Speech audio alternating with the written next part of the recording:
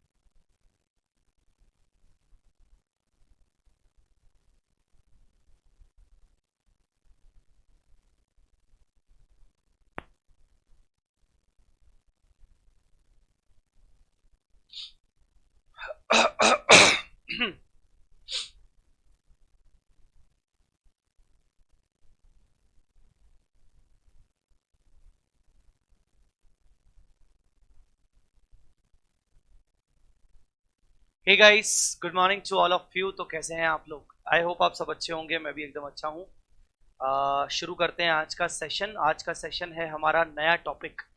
और yes, live students, good morning to everyone. अभी मुझे 3 बच्चे दिख रहे हैं, अभिनव, ज्योति, रजत। अगर और भी कई स्टूडेंट्स हैं लाइव तो प्लीज चैट पर आ जाइए। प्लीज एक बार चैट पर आ जाइए, गुड मॉर्निंग बोल दीजिए। यस। तो गाइस, आज हम नया टॉपिक शुरू कर रहे हैं। टॉपिक का नाम है framework for preparation and presentation of financial statements. Nikita, good morning. Framework for preparation and presentation of financial statements. Kamal, good morning. So ये टॉपिक क्या है, सबसे पहले मैं आपको बता दूं। आपको लग रहा होगा सर, पिछले सेशन से तो आपने, लास्ट कुछ सेशन से तो आपने कहा था कि हम असेट बेस्ड इंडेस करेंगे। तो सर ये क्या कर रहे हैं हम?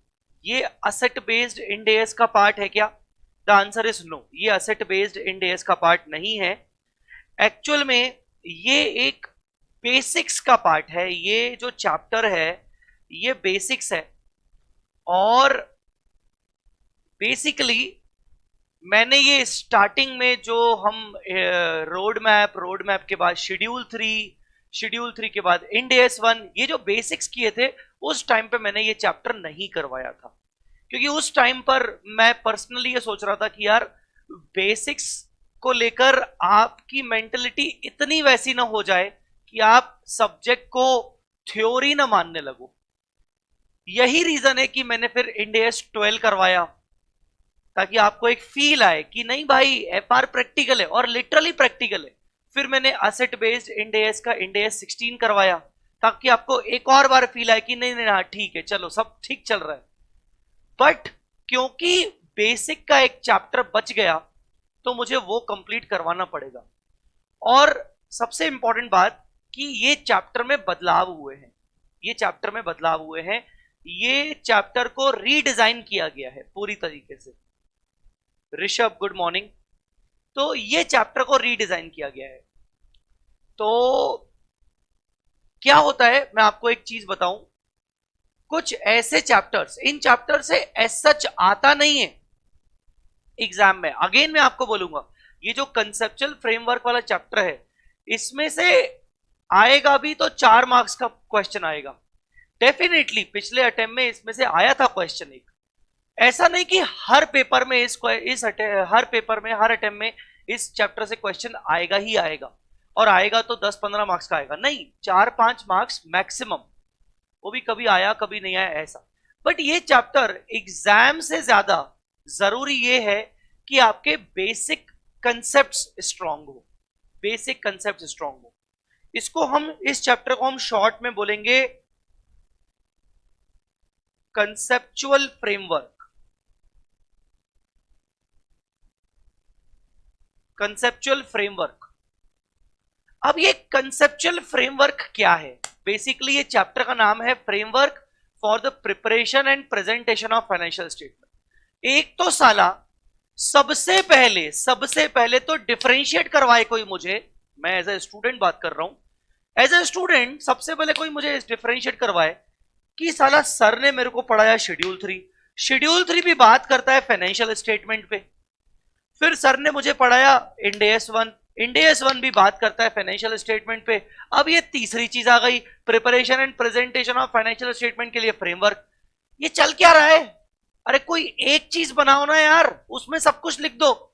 तुम्हें शेड्यूल 3 भी पढ़ावाना है, तुम्हें इंडेस भी पढ़वाना है, फिर तुम फ्रेमवर्क की बातें कर रहे हो। तो सुनो मेरी बात ध्यान से। शेड्यूल 3 जो है वो लॉ के थ्रू आया, एमसीए। शेड्यूल 3 कंपनीज एक्ट का पार्ट है, वो कंपनीज एक्ट का पार्ट है। सर इंडेस भी तो कंपनीज एक्ट का पार्ट है।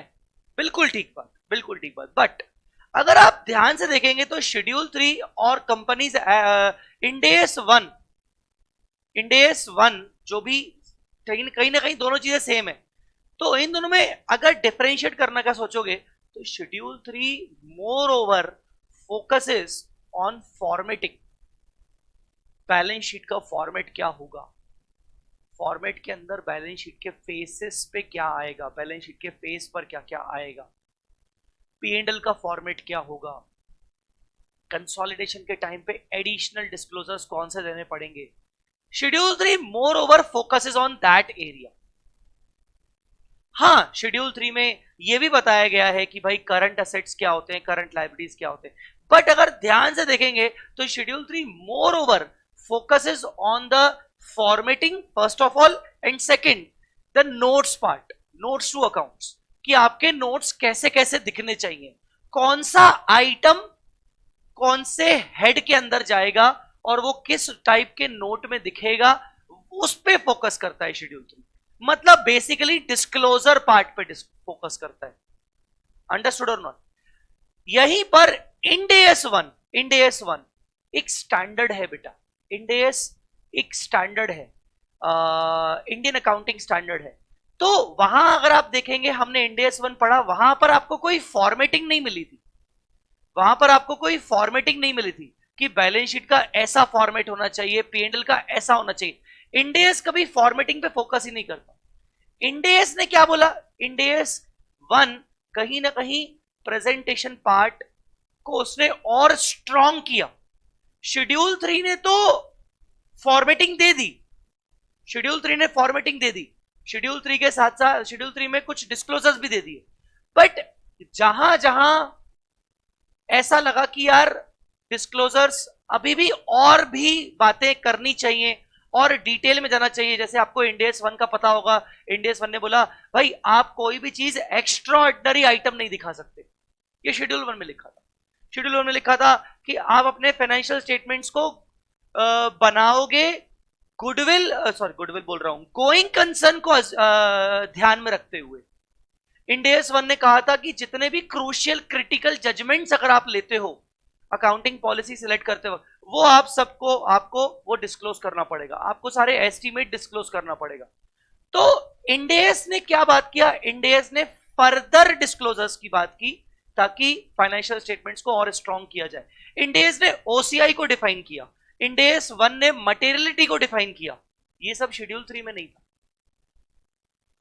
बात दोनों फाइनेंशियल स्टेटमेंट्स के प्रेजेंटेशन की कर रहे हैं, समझ रहे हो कि नहीं? शेड्यूल 3 भी फाइनेंशियल स्टेटमेंट्स पे बात कर रहा है, इंडेस वन भी फाइनेंशियल स्टेटमेंट्स पे बात कर रहा है। बट कहीं ना कहीं अगर आप थोड़ा सा डिफरेंशिएट करने की कोशिश करेंगे तो शेड्यूल 3 फॉर्मेट पे फोकस ज्यादा कर रहा है और डिस्क्लोजर्स पे फोकस कर रहा है कि जब नोट्स टू अकाउंट्स बनाएंगे तो कैसे कैसे डिस्क्लोज। बट इंडेस वन ने ये डिफाइन किया कि फाइनेंशियल स्टेटमेंट, हम कौन से फाइनेंशियल स्टेटमेंट्स के लिए इंडेस फॉलो कर रहे हैं, जनरल पर्पस फाइनेंशियल स्टेटमेंट। इंडेस ने ये डिफाइन किया कि मटेरियलिटी क्या होती है, इंडेस ने ये बताया कि ओसीआई क्या होता है, इंडेस ने ये बताया कि फाइनेंशियल स्टेटमेंट्स के कंपोनेंट्स कौन कौन से होते हैं, इंडेस ने ये बताया कि भाई गोइंग कंसर्न को ध्यान में रखना पड़ेगा, एक्स्ट्राऑर्डिनरी आइटम कुछ नहीं होता। इंडेस ने कई सारी बातों पर और ज्यादा डिटेल फोकस करवाया, डिस्क्लोजर पॉइंट ऑफ व्यू से, प्रेजेंटेशन पॉइंट ऑफ व्यू से। बट अब जब ये दोनों चीजें हो गई तो ये तीसरी चीज क्या आ रही है, framework for the preparation and presentation of financial statement. ये चीज क्या है? ये भी तो कहीं ना कहीं फाइनेंशियल स्टेटमेंट्स के लिए बात की गई है। हाँ, तो अब इस पे आते हैं, अब इस पे आते हैं। देखो, अगर मैं आपको ऐसा बोलूं, अगर मैं आपको ऐसा बोलूं कि हम सभी लोग, जितने भी हम बच्चे लोग हैं, है ना, मैं सबका नाम ले रहा हूं, गुड मॉर्निंग करण। हम सभी लोग, जितने भी हम लोग हैं, जैसे रजत हो गया, ऋषभ हो गया, करण हो गया, कमल हो गया, निकिता, ठीक है ना, और कौन था, जितने भी बच्चे थे यहाँ पर, हम सभी लोग अगर सपोज ऑन टेबल, एक टेबल पे बैठकर कुछ रूल्स सेट करना चाहते हैं, हमने बोला यार हम ना एक काम करते हैं, हम हमारी खुद की इंडस्ट्री के लिए कुछ स्टैंडर्ड्स बनाएंगे, अकाउंटिंग स्टैंडर्ड्स बनाएंगे, ठीक है ना। हम हमारी हम हमारी फाइनेंशियल स्टेटमेंट्स को प्रिपेयर करने के लिए हम कुछ अकाउंटिंग स्टैंडर्ड्स बनाएंगे। पर अकाउंटिंग स्टैंडर्ड्स बनाने से पहले हमने एक बेसिक प्रिंसिपल डिजाइन किया। अकाउंटिंग स्टैंडर्ड्स बनाने से पहले हमने कुछ बेसिक बातें डिजाइन कर दी कि भाई देखो, अकाउंटिंग स्टैंडर्ड्स तो हमें बनाने ही हैं, हर एक एरिया में अलग अलग प्रकार के ट्रीटमेंट्स के ऊपर क्या रूल होना चाहिए, उनके ऊपर तो हम अकाउंटिंग स्टैंडर्ड बनाएंगे ही बनाएंगे। बट उन सारे अकाउंटिंग स्टैंडर्ड्स को बनाने के लिए कुछ बेसिक बातों को डिफाइन करना पड़ेगा, कुछ बेसिक बातों को डिफाइन करना पड़ेगा। जैसे जैसे जहां जहां अकाउंटिंग स्टैंडर्ड्स में असेट का नाम लिया जाएगा, लायबिलिटी का नाम लिया जाएगा, इनकम एक्सपेंस का नाम लिया जाएगा, तो पढ़ने वाला असेट को क्या डिफाइन करेगा, मतलब उसको पता होना चाहिए ना कि असेट मतलब क्या।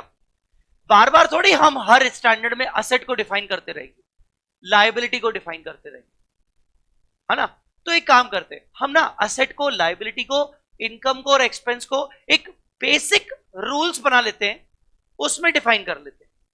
और जब जब हम स्टैंडर्ड सेट करेंगे, तब तब हम अगर असेट का नाम लेंगे तो ये अंडरस्टूड होगा कि असेट मतलब क्या, असेट मतलब जो डिफाइन किया गया है बेसिक प्रिंसिपल के रूल बुक में। अंडरस्टूड और नॉट? लायबिलिटी मतलब जो बेसिक प्रिंसिपल के रूल बुक में डिफाइन किया गया। अंडरस्टूड और नॉट? अब जहां जहां मेजरमेंट की बातें होंगी कि भाई किसी भी आइटम को, किसी भी असेट या लायबिलिटी को मेजर करने के लिए कौन कौन से तरीके होते हैं, हिस्टोरिकल कॉस्ट होता है, रीवैल्यूएशन होता है, ठीक है ना, प्रेजेंट वैल्यू मॉडल होता है, फेयर वैल्यू होता है, ये सब हिस्टोरिकल कॉस्ट को कहां डिफाइन करना है, हिस्टोरिकल कॉस्ट क्या होता है, फेयर वैल्यू क्या होता है, प्रेजेंट वैल्यू क्या होता है, रियलाइजेशन वैल्यू क्या होता है, रीवैल्यूएशन वैल्यू क्या होता है, रिप्लेसमेंट का मतलब, ये सबको हम रूल बुक में, बेसिक प्रिंसिपल की रूल बुक में डिफाइन कर देंगे।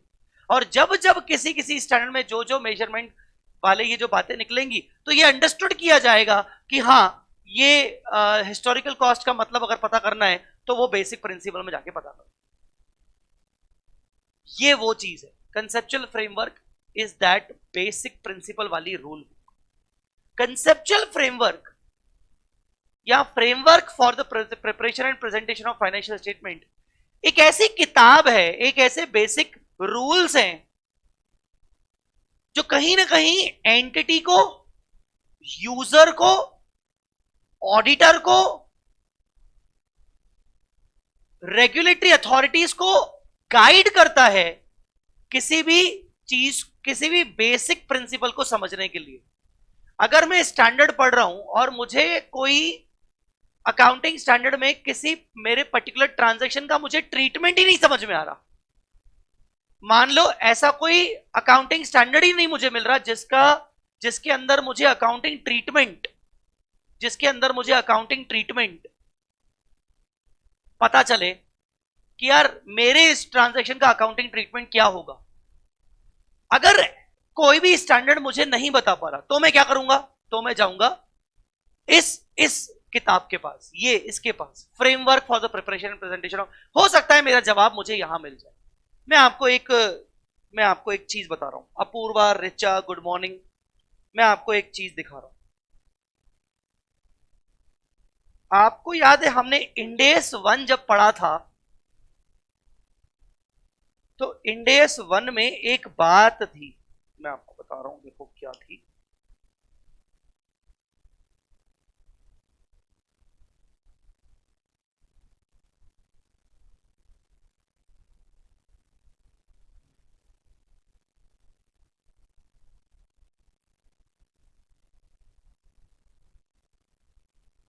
हाँ, ये देखो, ये देखो, इस लाइन को वापस, इस पूरे पॉइंट को वापस से पढ़ते हैं। क्या कह रहा है ये पॉइंट? मैं पहले इस पॉइंट को,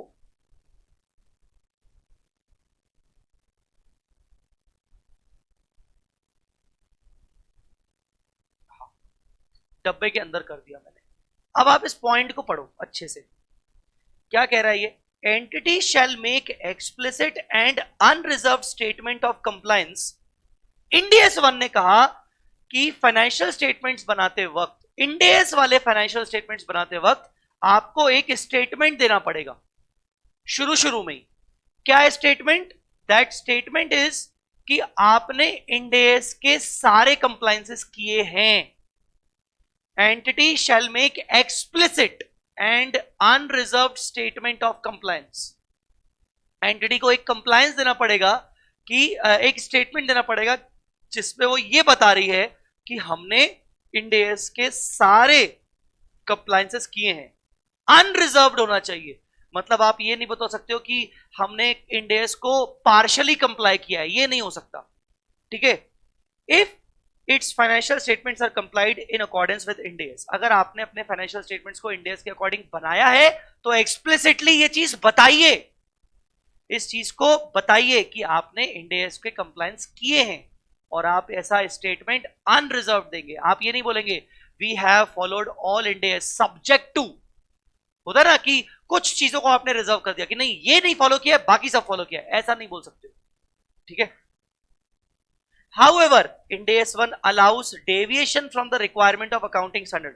हाँ, एक तो सबसे पहले जनरल क्या बोल दिया कि आपको स्टेटमेंट देना पड़ेगा कि आपने कंप्लायंस किया है, बट सचमुच में अगर आप किसी स्टैंडर्ड की रिक्वायरमेंट को फॉलो नहीं कर रहे हो, किसी स्टैंडर्ड की रिक्वायरमेंट से डेविएट कर रहे हो, मतलब हट रहे हो, आपने उसको फॉलो नहीं किया है, ठीक है ना?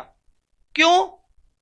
हो सकता है मैनेजमेंट ने ये कंक्लूड किया that compliance with India will be misleading. हो सकता है आपको लगता है कि ये पर्टिकुलर रिक्वायरमेंट को फॉलो करने से आपके फाइनेंशियल स्टेटमेंट्स मिसलीड कर सकते हैं। या फिर अब आप सेकंड वाला पॉइंट पढ़ो, इफ द रेगुलेटरी फ्रेमवर्क मतलब जो मैं चैप्टर अभी स्टार्ट कर रहा हूं conceptual framework, require such departure or if the regulatory framework does not prohibit such departure. Now for example, एक छोटा सा बेसिक प्रिंसिपल, एक एग्जांपल लेते हैं। फ्रेमवर्क चैप्टर के अंदर आप आगे पढ़ेंगे, मैं आपको आगे दिखाऊंगा, कहीं पर असेट की डेफिनेशन लिखी हुई है, असेट को डिफाइन किया गया है फ्रेमवर्क चैप्टर में, कहीं पर असेट को डिफाइन किया गया है। ठीक है ना? असेट को ये देखो, असेट की definition, the elements of financial statements, और असेट को डिफाइन किया गया है, असेट की बेसिक डेफिनेशन बनाई गई है। ठीक है ना? अब मान लो मैं कोई पर्टिकुलर ट्रांजैक्शन कर रहा हूं, जिस ट्रांजैक्शन के अकॉर्डिंग मुझे ऐसा लग रहा है कि यार यहां एक असेट बन रही है, बट उस पर्टिकुलर ट्रांजैक्शन के लिए पर्टिकुलर कोई स्टैंडर्ड है, जो स्टैंडर्ड कुछ और बातें कर रहा है, जो स्टैंडर्ड कुछ और बातें कर रहा है, या मेरा ट्रीटमेंट का मुझे करेक्ट जवाब मुझे नहीं समझ आ रहा है कि यार किस स्टैंडर्ड मुझे मिलेगा, कोई स्टैंडर्ड स्पेसिफिक स्टैंडर्ड मेरे अकाउंटिंग ट्रीट मुझे मेरे ट्रांजैक्शन को फॉलो हो ही नहीं पा रहा है, तो मैं क्या बोलूंगा? मैं बोलूंगा ठीक है, एक काम करते हैं, छोड़ो स्टैंडर्ड को, स्टैंडर्ड नहीं मिल रहा है भाड़ में जाए, एक काम करते हैं अपन फ्रेमवर्क वाली जगह पे जाते हैं, जो जो कंसेप्चुअल फ्रेमवर्क है, जो जो बेसिक रूल बुक है, उसके अंदर जाते हैं, उसके अंदर जाके देखते हैं कि यार असेट को कैसे डिफाइन किया गया है। अगर असेट की वो डेफिनेशन मेरे उस ट्रांजैक्शन को अट्रैक्ट करती है तो मैं भी असेट रिकॉर्ड करूंगा, अदरवाइज मैं असेट रिकॉर्ड नहीं करूंगा। कहने का मतलब ये कि अगर मेरे ट्रांजैक्शन के लिए, मेरे किसी अकाउंटिंग, मुझे अकाउंटिंग ट्रीटमेंट ढूंढने के लिए अगर मैं इंडेस के पास पहले जाऊंगा और मुझे अगर इंडेस ने रास्ता सही नहीं दिखाया, तो I have one more option कि मैं बेसिक प्रिंसिपल के पास जाऊं, रूल बुक के पास जाऊं, मतलब मैं फ्रेमवर्क वाली किताब के पास जाऊं और वहां जाके अपना आंसर ढूंढूं। तो यहां पर वही कह रहा है, if the regulatory framework require such departure, जो हमारा कंसेप्चुअल फ्रेमवर्क है, अगर वो कह रहा है कि नहीं ये ना हो के ये भी हो सकता है, बेसिक रूल बुक्स में लिखा हुआ है कि ऐसा भी हो सकता है, तो मैं कर सकता हूं। ऐसे केस में मुझे अलाउड है कि मैं डेविएट कर सकता हूं किसी इंडेस की रिक्वायरमेंट से। अंडरस्टूड और नॉट? तो वापस आते हैं अपन अपने मेन चैप्टर पे। मैं आपको एक्चुअली बस ये समझाना चाहता हूं कि इंडेस बनाने के लिए, सारे इंडेस बनाने के लिए उनकी भी एक रिप्रेजेंटेटिव बेसिक रूल्स की किताब होनी चाहिए कि जब जब हम इंडेस बनाएंगे, अगर हमें उस पर्टिकुलर इंडेस के अंदर कोई असेट का रिकॉग्निशन, कोई लायबिलिटी का रिकॉग्निशन होगा, तो हम असेट लायबिलिटी को इस फ्रेमवर्क वाली रूल से, किताब से डिफाइन करवाएंगे कि हाँ असेट मतलब ये, हम इस हिसाब से इंडेस बनाएंगे। और ना सिर्फ असेट लायबिलिटी, अभी बहुत सारी बातें इसमें फ्रेमवर्क में आएंगी। देखो मैं आपको क्या कह कि भाई देखो क्या होता है फ्रेमवर्क के अंदर, क्या क्या कवर है। Objectives of general purpose financial statements. Objective क्या होते हैं, हम क्यों बनाते हैं जनरल पर्पस फाइनेंशियल रिपोर्टिंग, हम क्यों करते हैं फाइनेंशियल रिपोर्टिंग, ये हमें फ्रेमवर्क के अंदर बताया गया। ना हमें ये शेड्यूल 3 के अंदर बताया गया, ना हमें इंडेस 1 में बताया गया। ये फ्रेमवर्क में बताया गया कि किस ऑब्जेक्टिव से हम फाइनेंशियल रिपोर्टिंग करते हैं, फाइनेंशियल इंफॉर्मेशन के क्या क्या कैरेक्टरिस्टिक्स होने चाहिए, किसी भी फाइनेंशियल स्टेटमेंट्स के क्या क्या कैरेक्टरिस्टिक्स होने चाहिए। आप समझ रहे हो मैं क्या बोल रहा हूं। अगर आप थोड़ा सा डिफरेंशिएट कर सको, ये बातें ना हमने शेड्यूल 3 के अंदर पढ़ी थी, ना हमने इंडेस 1 में पढ़ी थी। Financial statements and the reporting entity. ये रिपोर्टिंग एंटिटी मतलब क्या होता है, क्योंकि बहुत सारी जगह पर कई सारे स्टैंडर्ड्स में के अंदर आएगा कि reporting entity has to do this, reporting entity should follow this. तो रिपोर्टिंग एंटिटी कौन होती है ना। फाइनेंशियल स्टेटमेंट्स क्या होते हैं, फाइनेंशियल स्टेटमेंट्स को तो कहीं ना कहीं शेड्यूल 3 और इंडेस 1 के अंदर भी डिफाइन नहीं किया गया। इंडेस 1 ने तो बोल दिया कि ये इंडेस लगेगा जनरल पर्पस फाइनेंशियल स्टेटमेंट्स के ऊपर, पर एक्चुअल में फाइनेंशियल स्टेटमेंट्स क्या होते हैं ये भी नहीं बताया गया। तो फाइनेंशियल स्टेटमेंट्स को डिफाइन किया गया। बेसिकली यहां पर बेसिक चीजों को डिफाइन किया गया है, बेसिक चीजों की मीनिंग खड़ी करी गई है, खड़ी की गई है, उस चीज को बोला जाता है framework. The elements of financial statements, elements मतलब assets, liabilities, equity, income, expense. Elements मतलब ये, इनको डिफाइन किया गया है। रिकॉग्निशन का मतलब क्या होता है, डी रिकॉग्निशन का मतलब क्या होता है। अब ये वर्ड कितने कॉमन है, बहुत सारे स्टैंडर्ड्स में आपको सुनने को मिलेगा, recognise this, recognise that, derecognise that. इसका मतलब क्या होता है। मेजरमेंट, मेजरमेंट का मतलब क्या होता है, और मेजरमेंट के अंदर कौन कौन से मेजरमेंट के तरीके होते हैं, जो हम सारे स्टैंडर्ड्स के अंदर गिने चुने जितने भी हमारे स्टैंडर्ड्स हैं 35, उसके अंदर हम पढ़ेंगे। प्रेजेंटेशन मतलब क्या होता है, डिस्क्लोजर मतलब क्या होता है, कैपिटल एंड कैपिटल मेंटेनेंस का कंसेप्ट समझाया गया है। तो बेसिकली आपको शायद इंडेक्स देख के थोड़ा सा ज्यादा क्लियर हुआ होगा। प्लीज टेल मी, मुझे चैट पे बताइए क्लियर हुआ कि नहीं, कि फ्रेमवर्क क्या है। फ्रेमवर्क के अंदर कई सारी चीजों को डिफाइन किया गया है, जिन चीजों को शेड्यूल 3 में या फिर इंडेस, स्पेसिफिक इंडेस में डिफाइन नहीं किया गया, तो उनको कहीं तो डिफाइन किया जाना चाहिए ना, कहीं तो डिफाइन किया जाना चाहिए कि फाइनेंशियल स्टेटमेंट्स क्या होते हैं, कौन कौन से फाइनेंशियल स्टेटमेंट्स के यूजर्स होते हैं।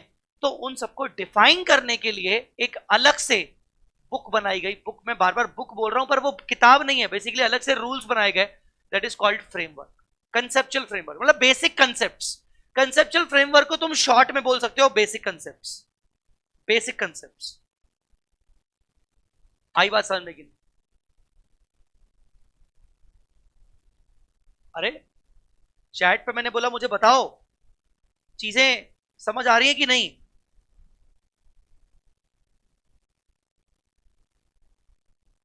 ऑलराइट, तो हम क्या पढ़ रहे हैं, हम बेसिक कंसेप्ट्स पढ़ रहे हैं, हम बेसिक कंसेप्ट्स पढ़ रहे हैं, that is called conceptual framework. Understood.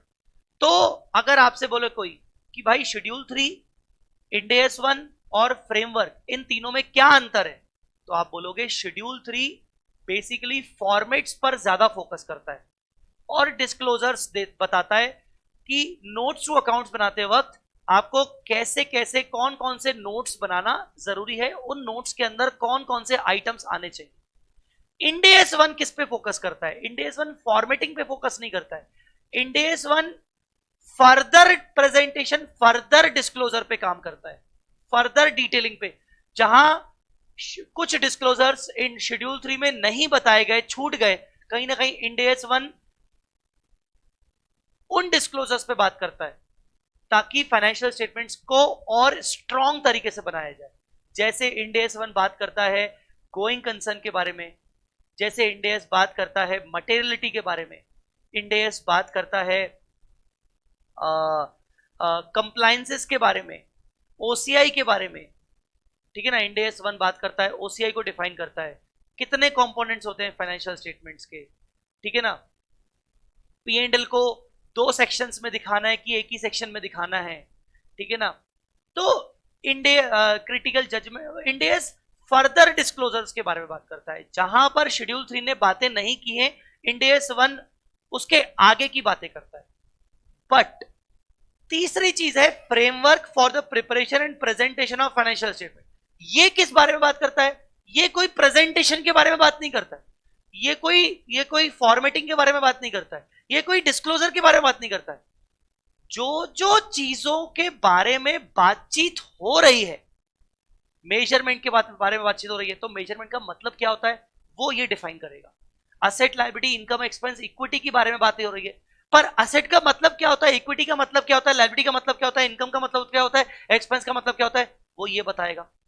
Financial statements के बारे में बात हो रही है, फाइनेंशियल स्टेटमेंट्स का मतलब क्या होता है, फाइनेंशियल स्टेटमेंट्स में क्या क्या कैरेक्टरिस्टिक्स होने चाहिए, वो ये बातें करता है। मेजरमेंट, कौन कौन से मेजरमेंट प्रिंसिपल्स होते हैं वो ये बताता है, ठीक है ना। रिकॉग्निशन का मतलब क्या होता है, डी रिकॉग्निशन का मतलब क्या होता है, फाइनेंशियल स्टेटमेंट्स के कौन कौन से यूजर्स होते हैं उनके बारे में बात करता है। तो कुल मिला के ये कंसेप्चुअल फ्रेमवर्क सारी चीजों को डिफाइन करता है जिनको ना शेड्यूल 3 में ना इंड AS में डिफाइन किया गया है। उन बेसिक चीजों को डिफाइन करता है, इसका काम है बेसिक चीजों को डिफाइन करना, उन चीजों की मीनिंग जनरेट करना। अंडरस्टूड?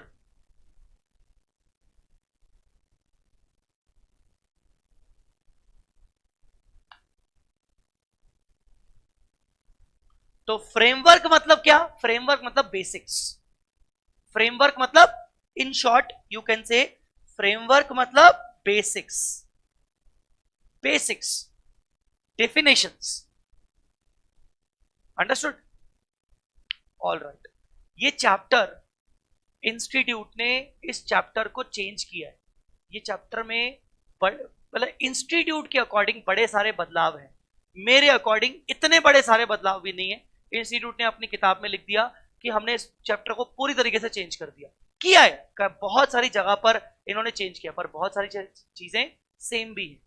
तो इस चैप्टर को इंस्टीट्यूट ने चेंज किया है, रिवाइज किया है, ठीक है ना। पहले ये चैप्टर थोड़ा सा अलग था, अब ये चैप्टर नया हो गया है। तो ये चैप्टर में रिकॉर्ड हम जो कर रहे हैं, हम जो डिस्कशन कर रहे हैं अपनी रेगुलर कोर्स की क्लास में, मैं इस चैप्टर को यूट्यूब पे भी डाल दूंगा, क्योंकि ये चैप्टर आने वाले अपकमिंग अटेम्प्ट के स्टूडेंट्स के लिए भी एप्लीकेबल है, जो स्टूडेंट्स ये चैप्टर पुराना वाला पढ़ चुके हैं और अगर उनको नया वाला कवर करना है तो ये चैप्टर वो देख सकते हैं। मैं जानबूझ के यहां पर बोलना चाहूंगा कि ये चैप्टर मैं रिकॉर्ड करके यूट्यूब पे भी डालूंगा। ऑल राइट, ऑफ कोर्स मैं यूट्यूब पे डालूंगा तो डेफिनेटली थोड़ा सा जहां जहां मुझे लगेगा, क्योंकि ये रेगुलर कोर्स का पार्ट है, तो जहां जहां मुझे एडिटिंग रिक्वायर होगी, क्योंकि जो बच्चे का अटेम्प्ट बिल्कुल अपकमिंग है तो वो ज्यादा फोकस करना चाहेगा मुद्दे वाली बातों पे। अगर हमारे इस लेक्चर में फालतू की बातें हो रही हैं, कुछ कुछ रेगुलर कोर्स है ना यार, कुछ कुछ हम बात कुछ कर रहे हैं जो कि मुझे लग रहा है कि which is not relevant for them, तो वो मैं डेफिनेटली एडिट कर दूंगा। चलिए अब शुरू करते हैं, अब शुरू करते हैं। सर क्या ये थ्योरी टॉपिक है? हाँ डेफिनेटली ये थ्योरी टॉपिक है, इसमें कुछ भी प्रैक्टिकल नहीं है, मतलब एग्जाम पॉइंट ऑफ व्यू से ये बिल्कुल प्योर थ्योरी टॉपिक है। तो सर क्या हम थोड़ा सा ये माने कि सर FR एक थ्योरी सब्जेक्ट है? नहीं बेटा, थ्योरी सब्जेक्ट नहीं है, सिर्फ एक ये लास्ट एक चैप्टर चल रहा है बेसिक्स का, जो आपको लगेगा थोड़ा सा थ्योरी का फील आएगा, but definitely FR is not a theory subject, ठीक है। प्रैक्टिकल जहां मैं कहता हूं तो प्रैक्टिकल मतलब बहुत सारी अंडरस्टैंडिंग, प्रैक्टिकलिटी से मतलब ये होती है कि आपकी बेसिक नॉलेज आपकी इनहैंस होगी उससे। चलिए शुरू करते हैं। इंट्रोडक्शन, ये कंसेप्चुअल फ्रेमवर्क क्या है? The conceptual framework for the financial reporting under Ind AS, here and after the conceptual framework is not the standard. Conceptual framework अपने आप में खुद स्टैंडर्ड नहीं है, ये एक अकाउंटिंग स्टैंडर्ड नहीं है, and it does not override any standard or any requirement in any standard. ये जो बेसिक्स है ये कोई स्टैंडर्ड नहीं है, ये किसी इंडेस को ओवरराइड भी नहीं करेगा, ठीक है ना, ना ही ये किसी इंडेस की रिक्वायरमेंट को ओवरराइड करेगा। मैंने क्या बोला था, अगर मुझे कोई रिक्वायरमेंट, मुझे कोई अकाउंटिंग ट्रीटमेंट नहीं मिल रहा है किसी इंडेस के अंदर, तो मैं किसकी शरण में जाऊंगा, मैं कंसेप्चुअल फ्रेमवर्क की शरण में जाऊंगा। बाबा मेरे को हेल्प कर दो, मेरे को हेल्प कर दो, मेरे अकाउंटिंग ट्रीटमेंट के लिए, मेरे ट्रांजैक्शन के लिए मुझे कहीं किसी इंडेस में अकाउंटिंग ट्रीटमेंट नहीं मिल रहा, तो मैं कंसेप्चुअल फ्रेमवर्क की शरण में जाऊंगा। बट अगर मेरे पास ऑलरेडी कोई स्पेसिफिक स्टैंडर्ड अवेलेबल है तो मैं इस बेसिक्स के पास नहीं जाऊंगा। आई बात समझ में? Therefore, this does not form part of a set of standard pronounced by the standard setters. Standard setters मतलब ICAI, MCA, Ministry of Corporate Affairs, standard setters। तो ये कोई जो MCA ने जो स्टैंडर्ड निकाले हैं ये उनका कोई रिप्लेसमेंट नहीं है, ये उनका कोई रिप्लेसमेंट नहीं है। ये ऐसा नहीं है कि मतलब स्टैंडर्ड नहीं फॉलो करना तो ये फॉलो कर लो, ऐसा नहीं। While the conceptual framework under Ind AS is primarily meant for standard setters for formulating the standard। मैंने क्या बोला, ये एक बेसिक रूल बुक है, बेसिक रूल्स की किताब है, कि इवन जो मैंने आपको शुरू में क्या बोला कि सपोज रजत, ऋषभ, ऋचा, अपूर्वा, हम सब मिलके, कमल, कुणाल, हम सब मिलके सपोज स्टैंडर्ड बना रहे हैं, और स्टैंडर्ड बनाते वक्त हम अटक गए, हमने बोला यार असेट, यहां तो एक इस पर्टिकुलर चीज में एक असेट की बात आ रही है, तो हम किसको रेफर करेंगे, हम फ्रेमवर्क को जाके रेफर करेंगे। हम बोलेंगे फ्रेमवर्क के अंदर असेट को डिफाइन किया था ना, हम उसके हिसाब से अकाउंटिंग ट्रीटमेंट बनाएंगे उस पर्टिकुलर स्टैंडर्ड में, ताकि वो कॉन्ट्राडिक्टरी ना हो। तो बेसिकली ये जो फ्रेमवर्क है ये स्टैंडर्ड सेटर्स को भी हेल्प करता है आगे के फर्दर स्टैंडर्ड्स डेवलप करने। तो while conceptual framework is primarily meant for standard setters for formulating the standard, ठीक है ना। दूसरा, it has the relevance to the preparers in certain situation। preparers देखो अलग अलग इंपॉर्टेंस बता रहा है। एक तो ये स्टैंडर्ड सेटर्स को हेल्प करेगा नए नए अकाउंटिंग स्टैंडर्ड्स डेवलप करने में। दूसरा, ये प्रिपेयर्स ऑफ फाइनेंशियल स्टेटमेंट, मतलब जो फाइनेंशियल स्टेटमेंट्स बनाती हैं, मतलब एंटिटीज को हेल्प करेगा डिफरेंट डिफरेंट सिचुएशंस में जहां जहां उनके पास अकाउंटिंग ट्रीटमेंट नहीं है, such as to develop consistent accounting policies for the areas that are not covered by the standard. ऐसे एरियाज जहां पर कोई भी स्टैंडर्ड नहीं है, उन एरियाज में एंटिटी क्या फॉलो करेगी, वो इसकी शरण में आएगी, फ्रेमवर्क की शरण में। तीसरा, और where there is a choice of accounting policy. अब मान लो एंटिटी को कोई अकाउंटिंग पॉलिसी चूज करनी है तो उसमें वो हेल्प कर सकता है ये फ्रेमवर्क। इसके अलावा to assist all parties to understand and interpret the standard. अब सोचो, मैं एक इन्वेस्टर हूं और मैं किसी पर्टिकुलर कंपनी की फाइनेंशियल स्टेटमेंट्स देख रहा हूं, और उस फाइनेंशियल स्टेटमेंट्स के अंदर मैं किसी पर्टिकुलर आइटम पे आके अटक गया। मैंने बोला यार ये चीज, ये आइटम बैलेंस शीट के अंदर नहीं दिख रहा है, ये आइटम P&L के अंदर एक्सपेंस क्यों दिख रहा है। मैं उलझ गया। मैं तो कौन हूं, एक इन्वेस्टर, या मैं तो कौन हूं, गवर्नमेंट, मैं तो कौन हूं, लोन प्रोवाइडर। मैं फाइनेंशियल स्टेटमेंट का यूजर हूं, और मैं फाइनेंशियल स्टेटमेंट को देख रहा हूं, मैं बोल रहा हूं यार ये आइटम मेरे हिसाब से तो बैलेंस शीट में आना चाहिए था, ये एक्सपेंस में क्यों आया है, ये तो असेट के अंदर आना चाहिए था। अब मैं क्या करूं, मैं किसके पास जाऊं, मैं कहां उलझा हुआ हूं कि ये एक्सपेंस क्यों दिखाया गया है कंपनी ने और असेट क्यों नहीं दिखाया गया। एक काम करता हूं, असेट की डेफिनेशन क्या होती है, एक्सपेंस की डेफिनेशन क्या होती है, वो ढूंढ लेता हूं। कहां जाऊंगा, गूगल करूंगा, अगर मैं गूगल भी करूंगा तो गूगल मुझे फ्रेमवर्क की डेफिनेशन लेके आएगा। मतलब अल्टीमेटली मुझे फ्रेमवर्क को रेफर करना पड़ेगा कि जहां मैंने बोला यार मैं इंटरप्रेट नहीं कर पा रहा हूं, ये फाइनेंशियल स्टेटमेंट्स को इंटरप्रेट नहीं कर पा रहा हूं यार मैं, मेरे हिसाब से ये चीज असेट होनी चाहिए, कंपनी ने एक्सपेंस को दिखाई है। एक काम करता हूं, मैं फ्रेमवर्क में अंदर जाता हूं और फ्रेमवर्क में अंदर जाके मैं ये देखता हूं कि असेट को क्या डिफाइन किया गया है, एक्सपेंस को क्या डिफाइन किया गया, उसके बाद मैं फिर इंटरप्रेट कर पाऊंगा शायद। अंडरस्टूड और नॉट?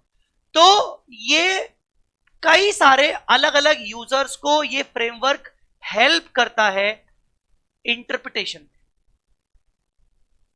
फाइनेंशियल स्टेटमेंट्स को अंडरस्टैंड करने में, स्टैंडर्ड्स इंडेस को इंटरप्रेट करने में, कई सारी जगह पर यह फ्रेमवर्क हेल्प करेगा।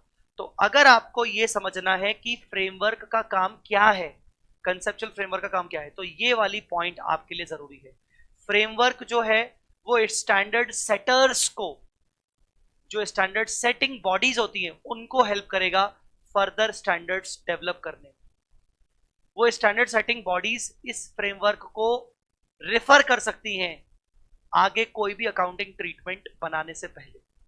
ये फ्रेमवर्क एंटिटीज को, मतलब जो फाइनेंशियल स्टेटमेंट्स प्रिपेयर करती हैं, प्रिपेयर्स ऑफ फाइनेंशियल स्टेटमेंट्स को हेल्प करेगा जगह जगह पर, जहां जहां उनके पास स्टैंडर्ड में कोई जवाब नहीं मिला, वहां वहां ये फ्रेमवर्क शायद जवाब दे दे।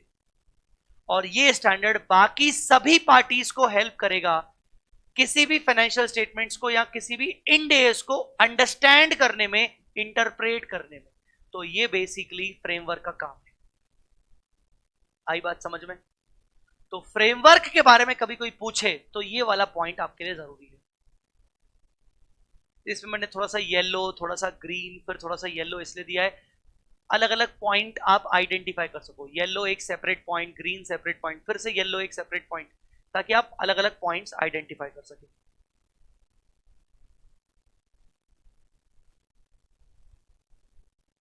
तो इसके अंदर कौन कौन लोग हैं? एक है इसके अंदर स्टैंडर्ड सेटर्स, एक है प्रिपेयर्स, और एक है असिस्ट ऑल पार्टीज।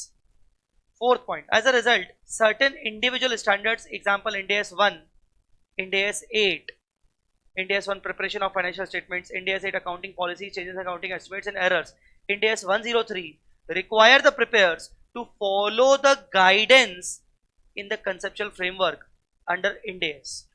कई स्टैंडर्ड्स ऐसे हैं जो आज भी स्टैंडर्ड्स में भी लिखा हुआ है कि भाई इंड एस 8 के अंदर इंड एस 1 तो मैंने आपको अभी भी दिखाया कि भाई वो रेगुलेटरी फ्रेमवर्क को आप फॉलो करो। अगर मैनेजमेंट किसी स्टैंडर्ड से डेविएट करना चाहता है तो वो चाहे तो कंसेप्चुअल फ्रेमवर्क को फॉलो कर सकता है, ऐसा इंड एस 1 भी बोल रहा है। इंड एस 103 है, एक बिजनेस कॉम्बिनेशन के बारे में बात करता है, मतलब अमेलगमेशंस के बारे में बात करता है। वहां पर इस फ्रेमवर्क के बारे में रेफरेंस दिया गया है कि आप फ्रेमवर्क के अंदर जाके ढूंढ सकते हो कि इस पर्टिकुलर चीज की डेफिनेशन क्या है। बार बार थोड़ी हर एक इंड एएस बार बार डिफाइन करेगा हर चीज को। बहुत सारे इंड एएस में कई अलग अलग प्रकार की असेट का रिकॉग्निशन होता है, बहुत सारे इंड एएस में कई अलग अलग प्रकार के इनकम एक्सपेंस P&L के ट्रीटमेंट का रेफरेंस होता है। बट एक्चुअल में ये सब इनकम एक्सपेंस असेट लायबिलिटी ये सब क्या होता है, इसके लिए एक ही जगह पर लिखी हुई चीजें, बार बार हर स्टैंडर्ड बार बार डिफाइन नहीं करेगा। Nothing in the conceptual framework under Ind AS overrides any Ind AS और एनी रिक्वायरमेंट। बट एक बात तो ये भी है कि फ्रेमवर्क में जो लिखा हुआ है वो किसी इंड एएस की रिक्वायरमेंट को ओवरराइड नहीं कर सकता। तो this is the basic thing जो आपको पता होनी चाहिए कि यार कंसेप्चुअल फ्रेमवर्क का काम क्या है। अंडरस्टूड? नेक्स्ट पॉइंट पे चलते हैं। अब कंसेप्चुअल फ्रेमवर्क यहां से शुरू हो रहा है। अभी तक तो हम पढ़ रहे थे कि भाई कंसेप्चुअल फ्रेमवर्क क्या है, अब यहां से शुरू करते हैं। सबसे पहले कंसेप्चुअल फ्रेमवर्क ने बोला कि हम फाइनेंशियल रिपोर्टिंग क्यों करते हैं, why there is a need to report financial, हमारे फाइनेंशियल इंफॉर्मेशन, हम अपनी फाइनेंशियल इंफॉर्मेशन क्यों बता रहे हैं, क्या ऑब्जेक्टिव है, क्या रिक्वायरमेंट है, क्यों बता रहे हैं, ऐसी कौन सी नीड है। तो सबसे पहले कंसेप्चुअल फ्रेमवर्क ने ये बताया कि क्यों हम फाइनेंशियल रिपोर्टिंग कर रहे हैं, हमारा ऑब्जेक्टिव क्या है। तो पॉइंट क्या है? To provide financial information about reporting entity that is useful to existing and potential information to the lenders and to the other creditors in making decisions relating to the relating to providing resources to the entity. अब सुनिए, एक investor company में पैसा लगाना चाहता है, company को पैसे की जरूरत है। एक क्रेडिटर कंपनी के साथ डीलिंग करना चाहता है, कंपनी को जरूरत है। एक लोन प्रोवाइडर कंपनी को पैसे दे सकता है, कंपनी को पैसों की जरूरत है। मतलब ये कि कंपनी को तो रिसोर्सेज की जरूरत है, बट एक बात बताइए, एक सिंपल सी बात बताइए, आज अगर मैं आपको बोलूं, जय सर अगर आपको बोले रजत, अगर मैं आपको बोलूं रजत मुझे बताओ कि अगर मैं आपको बोलूं रजत मैं जय सर हूं, मैं अकाउंट्स का फैकल्टी हूं, मैं 20 में पढ़ाता हूं, मुझे पैसे दे दो, मुझे 5 लाख का लोन दे दो भाई। आप ऐसे दे दोगे क्या? आप बोलोगे अरे जय सर है, क्या टेंशन है? आप क्या बोलोगे? आप बोलोगे, आप सोचोगे पहले अंदर ही अंदर, आप बोलोगे यार जय सर हो, चाहे कोई भी हो, चाहे प्रधानमंत्री हो, मैं पहले इनकी पोजीशन तो देख लूं कि ये मुझे पैसे वापस लौटा भी सकते हैं कि नहीं। पहले मुझे इनका बैकग्राउंड तो समझ आए, इनका फाइनेंशियल बैकग्राउंड कैसा है। मैं ऐसे कैसे किसी को भी पैसे दे दूं? मतलब किसी को भी, मैं किसी को भी हूं जय रजत, तुम मुझसे पढ़े हो बेटा, नहीं सर वो एक बात अलग है, आप आओ घर पे आओ, खाना खाओ, पानी पी जाओ, चाय पी लो सर, कोई टेंशन नहीं। पैसों की बात जहां आती है वहां सर कहीं ना कहीं पहले थोड़ा सा सोचना पड़ता है। रजत कह रहा है मेरे पास भी तो होने चाहिए। हम एक हाइपोथेटिकल अजम्पशंस ले रहे हैं ना बेटा, और क्यों नहीं होने चाहिए, हो जाएंगे जल्दी। मैं बोल रहा हूं कि रजत सीए बनने के बाद, तुम्हारे सीए बनने के बाद मैं तुम्हारे पास आया, ऐसे नहीं आगे। तो पॉइंट ये कह रहा है कि तुम मुझे पैसे देने से पहले तुम मेरे फाइनेंशियल पोजीशन चेक करोगे, मेरी फाइनेंशियल इंफॉर्मेशन ढूंढना चाहोगे। हाँ, हम जैसे कहीं पे भी इन्वेस्ट करते हैं किसी कंपनी के शेयर्स में, तो हम क्या करते हैं, हम पहले उस कंपनी के बारे में जानने की कोशिश करते हैं, ठीक है ना, कि भाई इस कंपनी की फाइनेंशियल इंफॉर्मेशन क्या है, पहले पता लगे, इस कंपनी के फ्यूचर प्रोस्पेक्ट्स क्या है, उसके बाद हम इस कंपनी में पैसा लगाएंगे, ताकि हमें यह श्योरिटी हो जाए कि हमारा पैसा सेफ है। तो उसके लिए जो कंपनी को पैसों की जरूरत है, जय चावला को पैसों की जरूरत है, उसके लिए जय चावला को अपनी फाइनेंशियल इंफॉर्मेशन डिस्क्लोज तो करनी पड़ेगी ना। तो ऑब्जेक्टिव क्या है? ऑब्जेक्टिव ये है कि एक एंटिटी क्यों अपनी फाइनेंशियल इंफॉर्मेशन देना चाहेगी, ताकि उसको रिसोर्सेस मिले, ताकि आपको उसको फंडिंग मिले। फंडिंग कहां से? क्रेडिटर से, लोन प्रोवाइडर से, पोटेंशियल इन्वेस्टर से, एग्जिस्टिंग इन्वेस्टर से, ताकि वो सही डिसीजन ले सके। तो मेन ऑब्जेक्टिव क्या है? मेन ऑब्जेक्टिव है कि यूजर अपना सही डिसीजन ले सके based on the financial information. इसीलिए फाइनेंशियल इंफॉर्मेशन डिस्क्लोज करना जरूरी है। तो this is basic thing which everyone need to understand,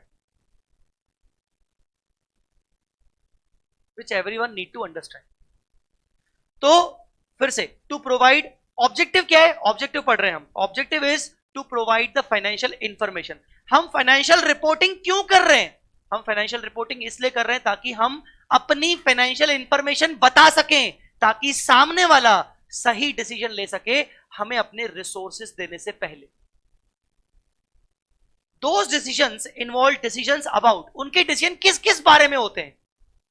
buying, selling, holding the equity and debt instrument. उनके डिसीजंस होते हैं कंपनी के अंदर में इक्विटी इन्वेस्टमेंट करने के बारे में। इन्वेस्टमेंट कर चुके हैं तो क्या मुझे इन्वेस्टमेंट अपना बेचना चाहिए क्या? मुझे अगर इंफॉर्मेशन समझ में आ जाए, सही इंफॉर्मेशन अगर मुझे मिल जाए, तो मैं ये डिसाइड कर पाऊंगा कि मुझे इक्विटी बेचना चाहिए कि नहीं, मुझे उनके डेट में पैसा, मुझे उनको लोन देना चाहिए कि नहीं देना चाहिए। प्रोवाइडिंग और settling loans and other form of credit, किसी भी प्रकार के उनको क्रेडिट देने से पहले, या उनके साथ जो क्रेडिट मैंने उनको दे रखा है उनको सेटल करने से पहले अगर मुझे सही इंफॉर्मेशन मिल जाए तो मैं डिसीजन ले पाऊंगा। Exercising right to vote otherwise influence management actions that affect the use of entity's economic resources. और दूसरा, वोटिंग राइट एक्सरसाइज करने के लिए, सपोज मैं कंपनी का एक शेयर होल्डर हूं, तो मतलब मेरे पास वोट है, मैं वोट कर सकता हूं, बट शेयर होल्डर हूं मैं, तो अपने घर पे बैठा हूं, मेरे को नहीं पता कि अंदर क्या चल रहा है। तो अगर मुझे कंपनी के अंदर की फाइनेंशियल इंफॉर्मेशन मालूम पड़ जाए, उस बेसिस पे मैं रिक्वायर्ड क्या बोलते हैं रेजोल्यूशन के अंदर वोटिंग तो कर सकता हूं, वोट सही तो प्रकार के सही डाल सकता हूं। तो इस प्रकार के डिसीजंस लेते वक्त मुझे इंफॉर्मेशन मिलनी चाहिए, मेरे पास फाइनेंशियल इंफॉर्मेशन होनी चाहिए, और ये फाइनेंशियल इंफॉर्मेशन देना कंपनी की रिस्पॉन्सिबिलिटी भी है, और यही बन जाता है कंपनी का एक ऑब्जेक्टिव कि फाइनेंशियल रिपोर्टिंग करना क्यों जरूरी है, क्योंकि हम सही डिसीजंस ले सकते। आई बात समझ में? So this is the basic thing. Now इसी में limitations of general purpose financial reporting. हम फाइनेंशियल रिपोर्टिंग तो कर लेते हैं, पर क्या फाइनेंशियल रिपोर्टिंग करने से हमारे सारे प्रॉब्लम सॉल्व हो जाएंगे, हम सारे प्रकार के डिसीजन ले पाएंगे? That is not the case. हां, फाइनेंशियल रिपोर्टिंग करने के बाद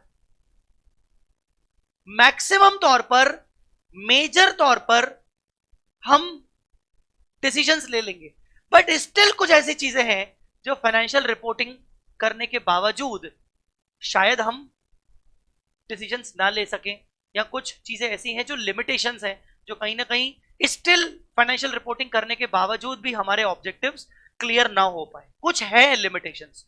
तो क्या लिमिटेशंस है, उसको भी फ्रेमवर्क ने ही डिफाइन किया गया है।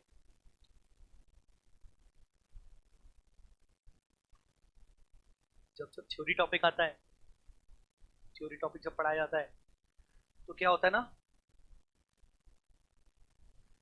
डिस्कशंस बहुत सारे होते हैं।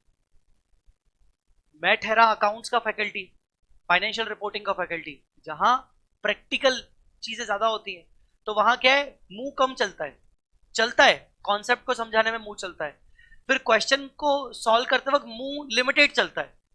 पर जब जब थ्योरी टॉपिक आते हैं, जहां पता रहता है कि कोई भी क्वेश्चन तो है ही नहीं प्रैक्टिकल, वहां हर एक चीज मुझे बोलती जानी है, ऊपर से साला वर्चुअल बैच, सामने आपके कोई बच्चा वर्चुअल फेस टू फेस में दिख नहीं रहा, तो वहां मुंह चलता रहता है, मुंह चलता रहता है, तो इतनी थकावट हो जाती है, सच्ची बता रहा हूं, इतनी थकावट हो जाती है कि बस मुंह ही चलाना है, मुंह ही चलाना है, सामने वाला पता नहीं सुन भी रहा है कि सो रहा है। तो इसीलिए ना प्लीज मेरी एक रिक्वेस्ट रहेगी, जब भी मैं इस टाइप के थ्योरी टॉपिक्स लूं, तो कृपया करके थोड़ा सा मेरे को ज्यादा कोऑपरेट करना, ऐसे ही पूछ लेना, और सर क्या चल रहा है, बीच में ऐसे ही, और सर कैसे हो, सब ठीक तो है ना सर, मतलब कुछ ना कुछ बातें करते रहो मुझसे, ताकि मुझे भी समझ में आए कि हाँ बच्चा सुन रहा है। हाँ, लिमिटेशंस क्या है? General purpose financial reports do not and cannot provide do not and cannot provide all of the information। और सर कैसे हो? हाँ मैं बहुत बढ़िया हूं, मैं बहुत बढ़िया हूं बेटा, मैं बहुत बढ़िया हूं। हाँ, क्या लिमिटेशन है फाइनेंशियल रिपोर्टिंग की? लिमिटेशन क्या है? फाइनेंशियल रिपोर्टिंग बहुत सारी फाइनेंशियल इंफॉर्मेशन देते हैं, पर क्या क्या नहीं दे पाते, क्या क्या नहीं दे पाते, ये do not and cannot provide all of the information that existing and potential investors, lenders, other creditors need। Those users need to consider pertinent information from other sources, for example general economic conditions, expectations, political events, political climate and industry and company outlooks। कुल मिला के एक बात ये है, एक बात बताओ, हर एक कंपनी अपनी सारी प्रकार की फाइनेंशियल इंफॉर्मेशन दे देती होगी? नहीं ना। फाइनेंशियल रिपोर्टिंग करते वक्त, फाइनेंशियल स्टेटमेंट्स रिपोर्ट करते वक्त, क्या एक कंपनी अपनी सारे प्रोस्पेक्ट्स, सारी दुनिया भर की चीजें बता देगी? पॉसिबल ही नहीं है। कई बार वो इसलिए नहीं बताते कि उनके कॉम्पिटिटर को ये सब पता चल गया तो दिक्कत हो जाएगी, कई बार उनके अंदर कुछ ऐसे फ्लॉज होते हैं जो वो डिस्क्लोज नहीं करना चाहते, नहीं तो यूजर अपना पैसा निकाल सकते हैं। तो क्या होता है ना, जनरल पर्पस फाइनेंशियल रिपोर्टिंग, मतलब जो फाइनेंशियल स्टेटमेंट्स में जब हम रिपोर्टिंग करते हैं, तो हम ये तो नहीं कह सकते कि यार 100% इंफॉर्मेशन हमें मालूम पड़ गई, 100% इंफॉर्मेशन मालूम नहीं पड़ती। स्टिल यूजर्स को एक फील आता है कि अरे यार मुझे और भी इंफॉर्मेशन की जरूरत है ताकि मैं सही डिसीजन ले सकूं, और उसके लिए बेचारे यूजर को इधर उधर घूमना पड़ता है, गूगल करना पड़ता है, इधर उधर घूमना पड़ता है, उसको कुछ बेसिक असम्पशंस लेने पड़ते हैं, considering the political events, considering the economic events वगैरह वगैरह। general purpose financial reports are not designed to show the value of the reporting entity, but they provide information to help existing and potential investors, lenders, other creditors to estimate the value of the reporting entity. हमने information दे दी, अब आप हमें हमारी औकात जज कर लो, but हम खुद से अपनी औकात हमारी कितनी है हम वो नहीं बता सकते. हमने आपको अपनी फाइनेंशियल रिपोर्टिंग दे दी, अब आप देख लो कि उस इंफॉर्मेशन के बेसिस पे आप हमें क्या वैल्यू करते हो. बट हमारे फाइनेंशियल स्टेटमेंट्स इस तरीके से नहीं बनाए जाते कि एंटिटी खुद अपनी वैल्यू शो कर सके, देखो हमारी इतनी वैल्यू है. तीसरा, they are not primarily directed to other parties such as regulators, members of the public other than investors, lenders and other creditors. कुल मिला के जो फाइनेंशियल रिपोर्टिंग होती है वो ज्यादा किस पे फोकस करती है, शेयर होल्डर्स पे फोकस करती है, इन्वेस्टर्स पे फोकस करती है. वो रेगुलेटरी अथॉरिटीज के पॉइंट ऑफ व्यू से नहीं बनाए जाते, ठीक है ना, अदर पर्संस के अकॉर्डिंग नहीं बनाए जाते हैं. Basically general purpose financial reporting investors को ध्यान में रखते हुए, शेयर होल्डर्स, इन्वेस्टर्स और थोड़ा बहुत लोन प्रोवाइडर्स को ध्यान में रखते हुए बनाए जाते हैं, बट वो रेगुलेटर्स के पॉइंट ऑफ व्यू से नहीं बनाए जाते. ये भी एक छोटा सा लिमिटेशन, ये कोई ज्यादा बड़ा नहीं है. मेजर लिमिटेशन तो पहला वाला ही था कि ये फाइनेंशियल रिपोर्टिंग के अंदर आप हर प्रकार की इंफॉर्मेशन तो नहीं गैदर कर सकते हो, ठीक है. तीसरी चीज information provided by general purpose financial report. तो जनरल पर्पस फाइनेंशियल रिपोर्ट में क्या क्या बताया जाता है, कौन कौन सी इंफॉर्मेशन दी जाएगी. General purpose financial report provides financial information such as financial information and financial position, contains economic resources of the entity, assets, claims on the entities, liabilities. मतलब कुल मिला के फाइनेंशियल रिपोर्टिंग के अंदर क्या क्या दिखाया जाता है, फाइनेंशियल इंफॉर्मेशन दिखाई जाती है मतलब, और फाइनेंशियल पोजीशन दिखाई जाती है. फाइनेंशियल पोजीशन मतलब असेट लायबिलिटी की position. Financial information, financial results बताए जाते हैं मतलब इनकम एक्सपेंसेस के बारे में. दूसरा, effects of transactions and other events that change entities economic resources and claims, contains financial performance मतलब incomes, expenses, cash flows and changes not resulting from financial performance, कुल मिला के ऐसा कि भाई जनरल पर्पस फाइनेंशियल रिपोर्टिंग में क्या बताया जाता है, फाइनेंशियल पोजीशन बताई जाती है. हम बचपन से पढ़ते हैं, 11th क्लास कॉमर्स वाले बच्चे को भी पता है कि फाइनेंशियल स्टेटमेंट्स के अंदर दो बातें बताई जाती है, एक कंपनी की फाइनेंशियल पोजीशन और एक कंपनी का फाइनेंशियल परफॉर्मेंस, और उसी के इर्द गिर्द चीजें. तो बस यही इंफॉर्मेशन डिस्क्लोज की जाती है. क्वालिटेटिव कैरेक्टरिस्टिक्स और usefulness of financial information.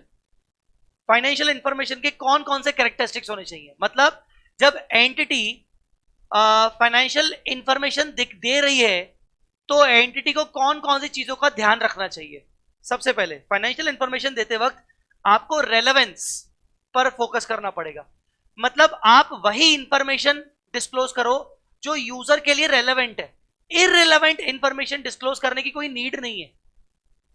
Financial information should have a predictive value और कंफर्मेटिव वैल्यू और both. If this is the case the financial information is considered as relevant for decision making. Relevance also includes materiality, मतलब ultimately आप material information को disclose करो. ऐसा नहीं कि आपको रिपोर्टिंग करनी है तो आप कुछ तो भी बता रहे हो जो इमटेरियल है, जो किसी यूजर के डिसीजन मेकिंग का पार्ट नहीं होगी, उस ऐसी इंफॉर्मेशन को डिस्क्लोज मत भी करो, क्योंकि अगर आप इतनी सारी चीजें डिस्क्लोज कर दोगे तो यूजर उलझ जाएगा कि क्या मटेरियल है क्या इमटेरियल है. आपको याद है इंड AS 1 के अंदर हमने मटेरियलिटी की डेफिनेशन पढ़ी थी, और मटेरियलिटी की डेफिनेशन में 3 वर्ड थे. कोई बताएगा मुझे कौन से 3 वर्ड थे नालायकों? मटेरियलिटी की डेफिनेशन पढ़ी थी इंड AS 1 में, और इंड AS 1 में मटेरियलिटी की डेफिनेशन के अंदर 3 इंपॉर्टेंट वर्ड्स थे. इंफॉर्मेशन इज मटेरियल इफ करके 3 वर्ड्स थे. क्या 3 वर्ड थे मुझे बताएंगे आप अभी के अभी, थोड़ा सा मुझे कमेंट में मुझे बताएंगे क्या थे, ठीक है. रेलेवेंस समझ में आ गया होगा कि फाइनेंशियल रिपोर्टिंग करते वक्त आप जो इंफॉर्मेशन दे रहे हो वो रेलेवेंट होनी चाहिए, दूसरा, faithful representation. Faithful representation.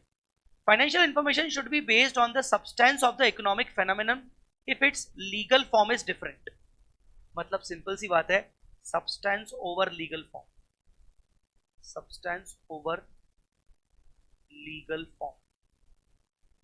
Very good, बहुत सारे बच्चों ने जवाब दिया. रजत ने दिया, रिचा ने दिया, निकिता ने दिया. 3 वर्ड कौन से?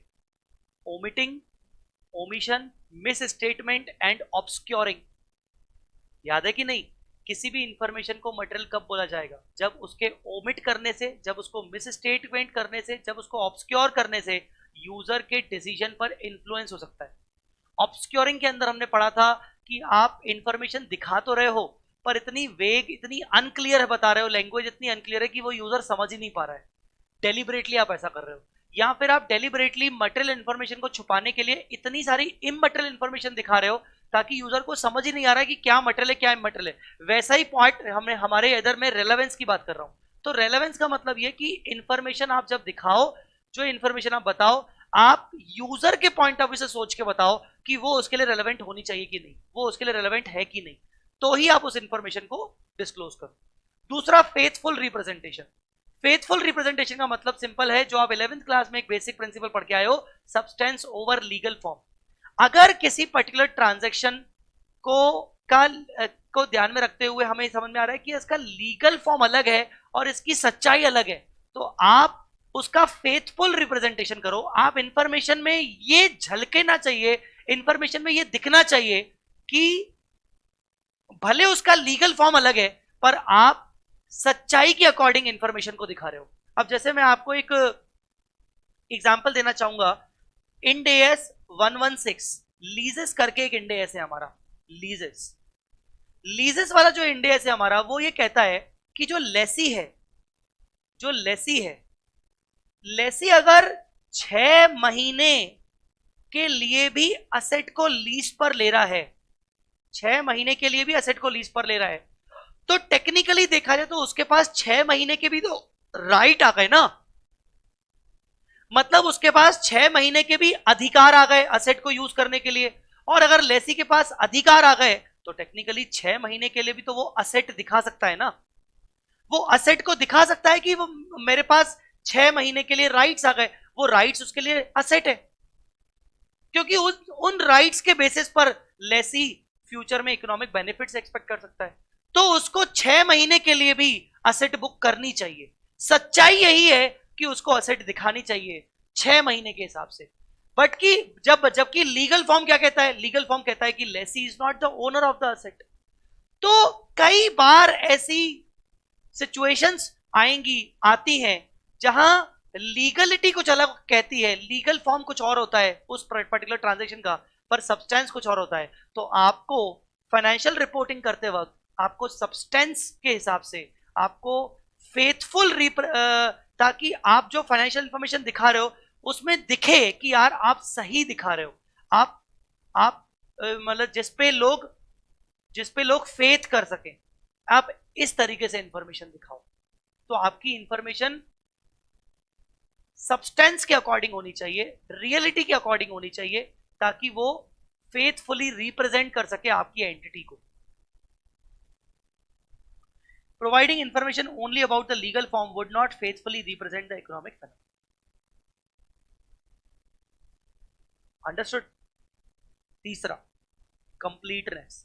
इनकम्प्लीट इंफॉर्मेशन नहीं होनी चाहिए. हम क्या पढ़ रहे हैं? Qualitative characteristics. इनकम्प्लीट इंफॉर्मेशन नहीं होनी चाहिए. अच्छा, मैं आपको बता दूं, ये थ्योरी क्वेश्चन इसका बन सकता है एग्जाम में 4-5 मार्क्स का, कि what are the qualitative characteristics of useful financial information. Chances बहुत कम है बट हो सकता है. Completeness. Financial information should be complete with all the necessary descriptions and explanations. सिर्फ बैलेंस शीट के अंदर आपने ये दिखा दिया पीपीई कुल मिला के 5 करोड़, आपने उसका कोई डिस्क्रिप्शन ही नहीं दिया कि भाई आपके पीपीई के अलग अलग क्लासिफिकेशंस कौन कौन से हैं, अलग क्लास ऑफ असेट्स कौन कौन से हैं, उसके अंदर आपकी हर एक क्लास ऑफ असेट के अंदर हर एक पीपीई का कितना ओपनिंग बैलेंस है, कितना ड्यूरिंग द ईयर आपने परचेज किया, कितने पीपीई को आपने सेल किया, डेप्रीसिएशन आपने हर एक पीपीई के अंदर कितना कितना लगाया, ये तो आप बता ही नहीं रहे हो, आप डिस्क्रिप्शन में कुछ दिखा ही नहीं रहे हो, आप कुछ एक्सप्लेनेशन दे ही नहीं रहे हो, तो ये इनकम्प्लीट इंफॉर्मेशन, ठीक है ना, इनकम्प्लीट इंफॉर्मेशन, राइट। आपने प्रोविजन फॉर डाउटफुल डेट बनाया, पर आपने प्रोविजन फॉर डाउटफुल डेट बनाने के लिए आपका क्या थॉट प्रोसेस था, आपने क्यों बनाया, आपने उतना ही परसेंटेज क्यों बनाया, वो सब आपने डिटेल में बताना पड़ेगा, नहीं बताया तो माना जाएगा कि आपकी इंफॉर्मेशन का इनकम्प्लीट है। तो ये रीजन, तो क्या क्या कैरेक्टरिस्टिक्स होने चाहिए, आपकी इंफॉर्मेशन रेलेवेंट होनी चाहिए यूजर के डिसीजन को ध्यान में रखते हुए, आपकी इंफॉर्मेशन फेथफुली रिप्रेजेंट करनी चाहिए आपकी एंटिटी को, जिसपे फेथ किया जा सके, ठीक है ना। कुल मिला के लीगल फॉर्म के बेसिस पर जरूरी नहीं है, अगर सब्सटेंस डिफरेंट है उस पर्टिकुलर ट्रांजेक्शन का, रियलिटी कुछ और है, लीगलिटी कुछ और है, तो आप रियलिटी के बेसिस पर फाइनेंशियल इंफॉर्मेशन देखो। तीसरा कंप्लीटनेस, चौथा neutral, neutral, a neutral depiction is without biased, without bias in the selection or presentation of financial information. A neutral depiction is not slanted, weighted, emphasized, de-emphasized or otherwise manipulated to increase the probability that financial information will be received favorably or unfavorably by the user. होता है ना, कई बार आपने देखा है, कई सारे आपने स्कैम्स देखे हैं, सुने हैं, उसमें क्या होता है, उसमें न्यूट्रल इंफॉर्मेशन दिखाई नहीं जाती है, कुछ पर्टिकुलर यूजर्स को ध्यान में रखते हुए उनके पॉइंट ऑफ व्यू से इंफॉर्मेशन दिखाई जाती है, general purpose users, general users के अकॉर्डिंग इंफॉर्मेशन नहीं दिखाई जाती है। कई बार आपने देखा होगा, आपने कई सारे आर्टिकलशिप के टाइम पर आपने देखा होगा, कई सारे क्लाइंट्स आते हैं आपके प्रिंसिपल बॉस के पास और कहते हैं कि मुझे लोन लेना है और मुझे लोन के अकॉर्डिंग मेरे को मेरी बैलेंस शीट बना के दो। फाइनेंशियल इंफॉर्मेशन क्या सच्चाई है वो जाए भाड़ में, मुझे लोन बनाना है सर, लोन के अकॉर्डिंग मुझे मेरे को बैलेंस शीट फाइनल करके दो सर, और वो भी साइन करके दो सर। ये केसेस तो आपने देखे ही होंगे डेफिनेटली, बताइए आर्टिकलशिप के टाइम पे आपने ये चीजें देखी होंगी। कई बार ऐसा होता है जब क्लाइंट हमसे एक्सपेक्ट करता है कि मुझे फंडिंग उठानी है, मुझे फंडिंग के अकॉर्डिंग मेरे फाइनेंशियल इंफॉर्मेशन मुझे बना के दे, कुछ और बातें, एक्चुअल में वो चीजें होती नहीं है, बट वो एक्सपेक्ट करता है कि मुझे ऐसा करके दे। तो बेसिकली हम क्या करते हैं, हम न्यूट्रल नहीं रहते, हम न्यूट्रल नहीं रहते, हम बायस्ड रहते हैं, हमें लगता है कि हम उसके अकॉर्डिंग सिर्फ बैंकर के अकॉर्डिंग फाइनेंशियल इंफॉर्मेशन बना के दें, है ना। मैं तो फाइनेंशियल स्टेटमेंट्स की बात करता हूं, बट कई बार तो इनकम टैक्स रिटर्न्स भी इस तरीके से बनते हैं कि नहीं बनते हैं। तो आपके फाइनेंशियल स्टेटमेंट्स न्यूट्रल होने चाहिए, न्यूट्रल मतलब हर प्रकार के यूजर्स के बेसिस पर होने चाहिए, तभी तो हम उसको बोल पाएंगे जनरल पर्पस, तभी तो वो जनरल पर्पस माने जाएंगे ना। हमने इंडेस 1 के अंदर जनरल पर्पस फाइनेंशियल स्टेटमेंट्स पढ़ा था, क्या बोलता था वो, कि जनरल पर्पस फाइनेंशियल स्टेटमेंट्स मतलब ऐसे फाइनेंशियल स्टेटमेंट्स जो किसी स्पेसिफिक यूजर की स्पेसिफिक रिक्वायरमेंट के अकॉर्डिंग ना बनाए गए हों, जो जनरल रिक्वायरमेंट्स को ध्यान में रखते हुए बनाए गए, उसी को बोलते हैं न्यूट्रलिटी। पांचवा, free from error, free from error, आप जो इंफॉर्मेशन डिस्क्लोज कर रहे हो वो एरर फ्री होनी चाहिए, उसमें कोई गलती नहीं होनी चाहिए। क्यों, अरे यार सिंपल सी बात है, आपकी इंफॉर्मेशन के बेसिस पर यूजर डिसीजन लेगा, अगर आपकी इंफॉर्मेशन में कुछ गलती हुई तो उसका डिसीजन तो इन्फ्लुएंस हो सकता है ना, गलत हो सकता है। तो free from error means there are no errors or omissions in the description of the phenomenon, the process used to produce the reported information has been selected and applied with no errors in the process, नहीं तो आपके decision गलत हो जाते हैं।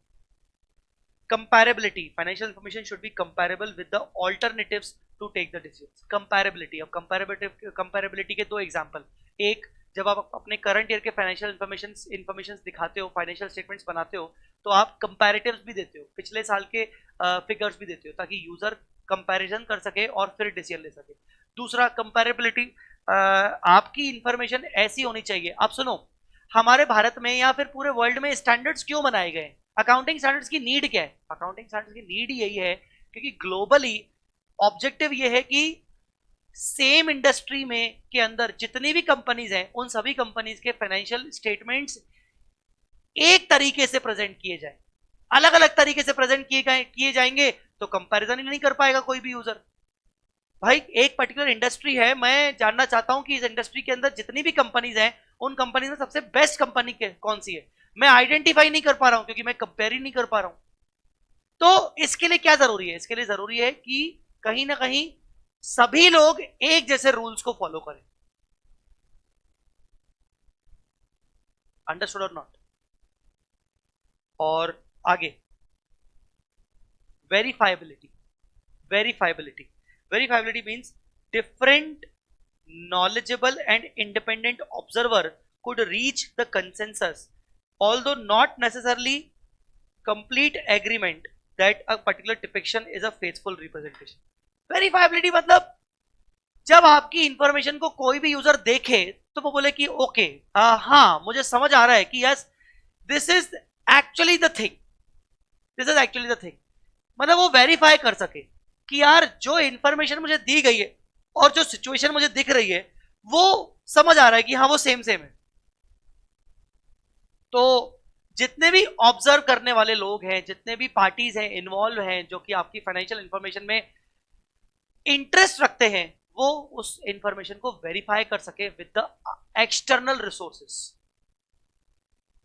Timeliness means information available to the decision makers in time to be capable of influencing the decision. Byju's, Byju's का example ले लो, बायजूस का एग्जांपल ले लो। बायजूस ने अपने फाइनेंशियल स्टेटमेंट्स 2020-21 शायद 2021 के फाइनेंशियल स्टेटमेंट्स अभी तक नहीं किए हैं, अभी तक उसने सबमिट नहीं किए। ये देखो क्या हरकतें हैं।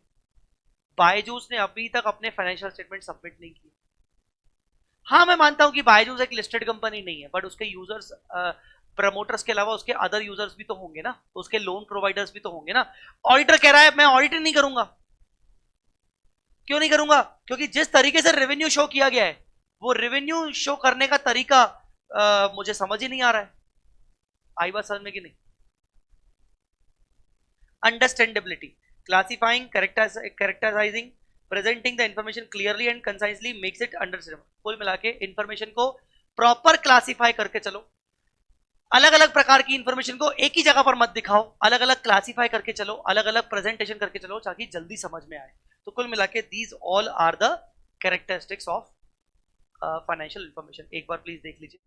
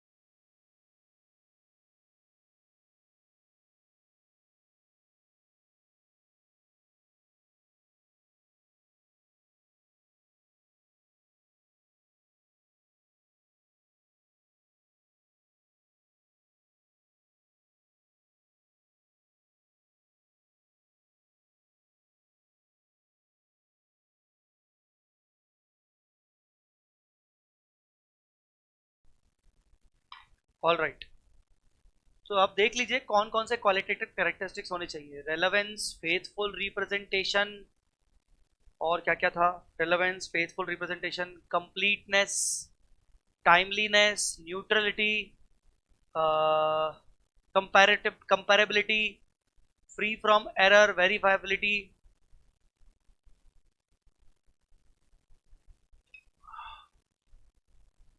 अंडरस्टैंडेबिलिटी। ऑलराइट, चलिए, the cost constraint on useful financial information, the cost constraint, the cost constraint of useful financial information. ये पैराग्राफ आप पढ़ोगे और मुझे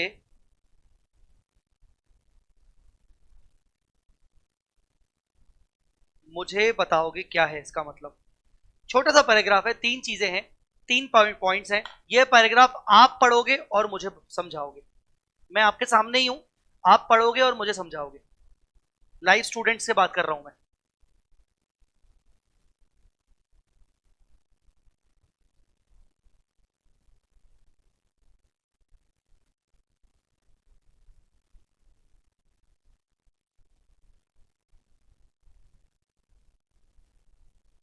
cost constraints on useful financial information.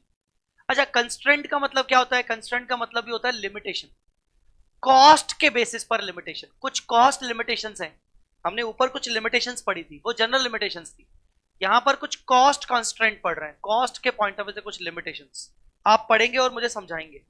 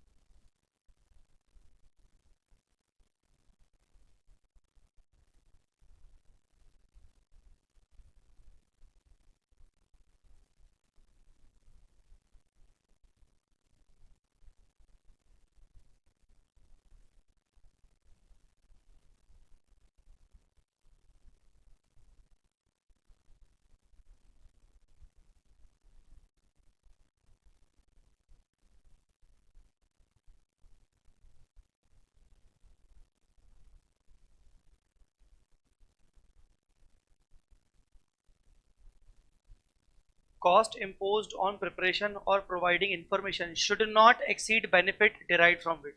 Very good, एक लाइन में तुमने पूरी चीज को डिफाइन कर दिया और बिल्कुल सही डिफाइन किया।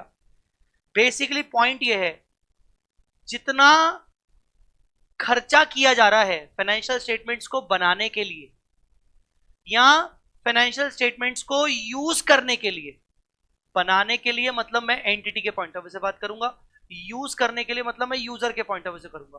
कहीं ना कहीं दोनों के दोनों कुछ खर्चा करते हैं ताकि वो फाइनेंशियल स्टेटमेंट्स को बना सके या फाइनेंशियल स्टेटमेंट्स को यूज कर सके। तो वो जितना खर्चा कर रहे हैं उतने के उनको उस फाइनेंशियल स्टेटमेंट्स से बेनिफिट मिलेंगे भी कि नहीं मिलेंगे, ये भी एक इंपॉर्टेंट चीज है। तो कॉस्ट जितनी लगाई जा रही है फाइनेंशियल स्टेटमेंट्स बनाने के लिए, वो कॉस्ट ज्यादा नहीं होनी चाहिए बेनिफिट से कंपैरिजन में, जो बेनिफिट्स हम एक्चुअली डिराइव कर पा रहे हैं या डिराइव कर सकते हैं फाइनेंशियल इंफॉर्मेशन से। तो फाइनेंशियल इंफॉर्मेशन से जितने मुझे बेनिफिट्स मिल पाएंगे, अगर वो बेनिफिट्स पाने के लिए मुझे खर्चा करना पड़ रहा है तो वो खर्चा बेनिफिट से कम होना चाहिए। इस तरीके से एक सिचुएशन मेंटेन करनी पड़ेगी हम, अदरवाइज वो फाइनेंशियल इंफॉर्मेशन हमारे किसी काम की नहीं।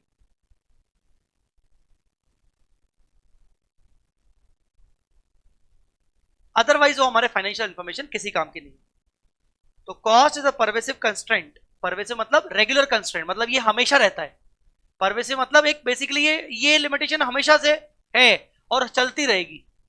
On the information that can be provided by the financial reporting financial information imposes cost. Financial information दिखाने के लिए खर्चा लगता है, आपको रिसोर्सेज चाहिए, आपको लोग चाहिए, आपको एक्सपर्ट्स चाहिए, उनके ऊपर भी तो आप खर्चा करते हो ना। And it is important that those cost are justified by the benefits of the reporting that information. अब आपको मैं एक बेसिक मुझे याद आ रहा है कि आपने देखा होगा, कई बार आपने देखा होगा, कई सारी कंपनीज जहां उनको रिक्वायरमेंट होती है चार्टर्ड अकाउंटेंट्स को हायर करने की के लिए, ताकि सही तरीके से फाइनेंशियल इंफॉर्मेशन दिखाई जाए, वो चार्टर्ड अकाउंटेंट्स को ना हायर करके वो एडवोकेट्स को हायर कर लेते हैं, वो नॉट सो चार्टर्ड अकाउंटेंट्स को हायर कर लेते हैं कि चलो हमारा काम चल जाएगा, फाइनेंशियल स्टेटमेंट्स तो वो भी बना लेगा, क्या दिक्कत है, वो तो सीए फाइनल भले नहीं निकला है उसका, पर वो तो एज गुड एज सीए ही है। तो वो भी रख लेते हैं, अपना खर्चा बचाने की कोशिश करते हैं, क्योंकि वो उस फाइनेंशियल स्टेटमेंट्स को वो इतनी इंपॉर्टेंस नहीं देते। तो कहने का मतलब ये कि कई बार ऐसा होता है कि बहुत सारे कंपनीज कॉस्ट में कटिंग करते हैं in respect of financial finance department में, अकाउंट्स डिपार्टमेंट में, ताकि हम बस ठीक है ना, ये काम कौन सा को हमारे लिए जरूरी है, बिजनेस चलाने के लिए खाते बनाना ये सब करना है तो सेकेंडरी है, बिजनेस चलाना इंपॉर्टेंट है। तो कहने का मतलब आप खर्चा करो, पर खर्चा इतना भी नहीं होना चाहिए कि जो फाइनेंशियल इंफॉर्मेशन से जो बेनिफिट्स आप डिराइव कर सकते हो वो बेनिफिट्स कम पड़ जाएं और आपके खर्चे ज्यादा हो जाएं, वो नहीं होना चाहिए। Both the providers and users of financial information incur cost, दोनों प्रकार के लोग खर्चा करते हैं in reporting and analysing the financial information. In applying the cost constraint ICI assesses, ICI का नाम आ गया, ICI assess whether the benefits of reporting particular information are likely to justify the cost incurred to provide and use the information। जो खर्चा कर रहे हो उससे जो इंफॉर्मेशन मिल रही है वो जस्टिफाइड है कि नहीं। While applying the cost constraint and formulating the proposed India, the ICAI seeks information from providers of financial information, users, auditors, academics and others about the expected nature and quantity of the benefits. In most situations, assessments are based on the combination of qualitative and quantitative information.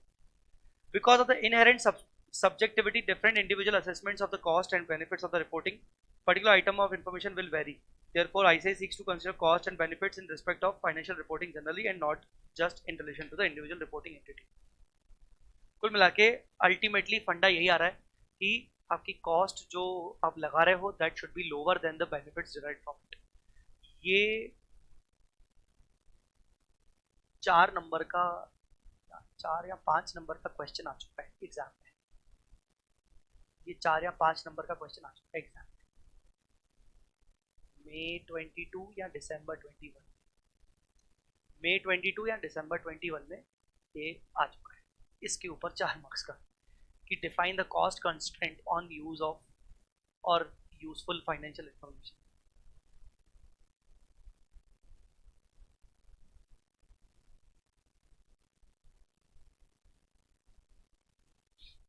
ठीक है, चलिए next point पे आते हैं, financial statements and reporting entity. अभी तक हम किसके बारे में बात कर रहे थे, फाइनेंशियल इंफॉर्मेशन के बारे में बात कर रहे थे। देखो इंफॉर्मेशन, इंफॉर्मेशन, इंफॉर्मेशन, अभी तक हम इंफॉर्मेशन के बारे में बात कर रहे थे, फाइनेंशियल इंफॉर्मेशन, फाइनेंशियल इंफॉर्मेशन। अब हम बात कर रहे हैं कि फाइनेंशियल इंफॉर्मेशन आप किस रूप में देते हो। आप फाइनेंशियल इंफॉर्मेशन को फाइनेंशियल स्टेटमेंट्स के रूप में देते हो, और ये रिपोर्टिंग एंटिटी क्या है, objective and scope of financial statements. The objective of financial statement is to provide financial information. हमने ऊपर पढ़ा था फाइनेंशियल इंफॉर्मेशन का क्या ऑब्जेक्टिव है, क्या ऑब्जेक्टिव है, ताकि लोग डिसीजन मेकिंग कर सके। अब फाइनेंशियल स्टेटमेंट का क्या ऑब्जेक्टिव है, ताकि हम फाइनेंशियल इंफॉर्मेशन सही तरीके से प्रॉपर प्रेजेंटेशन से दे सके। About reporting entities, assets, liabilities, equities, incomes and expenses. तो फाइनेंशियल स्टेटमेंट अलग है, फाइनेंशियल इंफॉर्मेशन अलग है। इंफॉर्मेशन देना जरूरी है, इंफॉर्मेशन को देने के लिए स्टेटमेंट बनाना पड़ेगा। That is useful to the users of financial statements in assessing the prospects for future net cash flows, the management's ownership of entities economic resources. ठीक है, such financial information is provided in the balance sheet, in the statement of profit and loss, in other statements and notes by presenting and disclosing the financial information. तो financial statements के अंदर ये चीजें इस तरीके से दिखाना चाहिए. About recognise liabilities, assets, equities. हम नोट्स अकाउंट्स क्यों बनाते हैं? जो हमने बैलेंस शीट P&L के अंदर दिखाया है उसको डिफाइन करने के लिए, उसको डिस्क्राइब करने के लिए, एक्सप्लेन करने के लिए. Asset liabilities that have not been recognise, जो नहीं दिखाया है उसके बारे में भी डिस्क्लोजर देने के लिए. कैश फ्लोज के बारे में बताने के लिए, कॉन्ट्रीब्यूशन फ्रॉम इक्विटी होल्डर्स के बारे में, मेथड्स कौन कौन से हमने चूज किए हैं, अजम्पशंस कौन कौन से लिए हैं, कौन कौन से जजमेंट्स हमने लिए हैं, ये सब बताने के लिए हमें बैलेंस शीट P&L के अलावा नोट्स की जरूरत पड़ती है. रिपोर्टिंग पीरियड क्या होना चाहिए? Financial statements are prepared for the specified period of time and to help the users of financial statements to identify and assess changes and trends. Financial statement also provide comparative information for at least one preceding reporting period. अब देखो वापस से मैं comparison करूंगा. End AS 1 क्या बोलता है? End AS 1 ने मैंडेटरी बोल दिया कि आपके फाइनेंशियल स्टेटमेंट मिनिमम एक साल के पीरियड के होने चाहिए, एनुअल होने चाहिए. ये इंड AS ने किस बेसिस पे बोला? ये इंड AS ने फाइनेंशियल फ्रेमवर्क के बेसिस पे बोला. फ्रेमवर्क ने क्या बोला? फ्रेमवर्क ने बोला कि जब आप फाइनेंशियल स्टेटमेंट्स बनाओ तो कुछ स्पेसिफिक पीरियड के हिसाब से कट करके बनाओ. फाइनेंशियल स्टेटमेंट्स कुछ पीरियड टू पीरियड के होने चाहिए और उसमें आपके प्रीसीडिंग रिपोर्टिंग भी होनी चाहिए, प्रीवियस ईयर की होनी चाहिए. तो इंड AS 1 ने उसको मैंडेटरी कर दिया कि हाँ, इंड AS 1 ने बोल दिया कि अब आप फाइनेंशियल स्टेटमेंट बनाओगे तो एक साल के बनाओगे. कहीं ना कहीं इंड AS में जो बात बताई गई वो किस बेसिस पे बताई गई? वो फ्रेमवर्क को ध्यान में रखते हुए बताई गई. तो मतलब फ्रेमवर्क में यह बताया गया कि भाई फाइनेंशियल स्टेटमेंट्स कुछ पर्टिकुलर पीरियड के अकॉर्डिंग बनने चाहिए. तो स्टैंडर्ड सेटर्स ने जब इंड AS 1 बनाया होगा तो उन्होंने पहले फ्रेमवर्क को रेफर किया होगा और बोला होगा कि हाँ यार, हमने यहां पर तो लिखा था कि वो पीरियड के अकॉर्डिंग होने चाहिए, तो यहां पर एक काम करते हैं, यहां पर एक पर्टिकुलर पीरियड दे देते हैं कि एनुअल पीरियड के होने चाहिए. ठीक है. Perspective adopted in financial statement. Financial statement provide information about transactions, other events viewed from the perspective of the reporting entity as a whole, not from the perspective of any particular group. Again वही वाली बात, neutral होने चाहिए. Neutral होने चाहिए मतलब एक particular group of investors या ग्रुप ऑफ यूजर्स के पॉइंट ऑफ व्यू से नहीं होने चाहिए, जनरल पर्पस होने चाहिए. Going concern assumption. Financial statements are normally prepared on the assumption that reporting entities are going concern and will continue in operation for the foreseeable future. Hence, it is assumed that entity has neither the intention nor the entity need to enter the liquidation. If such intention or need exists, the financial statement may have to be prepared on a different basis. Different basis. पर कौन सा basis? उसके लिए end AS बताएगा. Framework ने यह बोल दिया कि अगर तुमने अपने फाइनेंशियल स्टेटमेंट्स गोइंग कंसर्न के अकॉर्डिंग नहीं बनाए हैं, गोइंग कंसर्न के अकॉर्डिंग नहीं बनाए हैं, तो फिर आपको डिफरेंट बेसिस यूज करना पड़ेगा. वो डिफरेंट बेसिस क्या होगा वो आपको इंड AS बताएगा. Ind AS 1. एक छोटा सा प्रैक्टिकल क्वेश्चन है फ्रेमवर्क वाले चैप्टर में भी, जो आपके CA इंटर के अंदर भी था. अच्छा एक बात बताऊं, अरे यार मेरे को तो एक चीज तो बोलना ही भूल गया. आपके CA इंटर के अंदर भी ये चैप्टर है. CA इंटर के अंदर भी ये चैप्टर है. यू नो व्हाट मैं क्या बोल रहा हूं? CA इंटर के अंदर भी आपका ये चैप्टर है, framework for the preparation and presentation of financial statement. मैं आपको दिखा देता हूं, मैं आपको दिखाता हूं. फ्रेमवर्क के अंदर भी चैप्टर है, इंटर के अंदर भी ये चैप्टर है. कुछ लोग बोले कि क्या बात कर रहे हो सर, पॉसिबल ही नहीं है. ये चैप्टर है, मैं आपको दिखाता हूं. अरे भाई, ICAI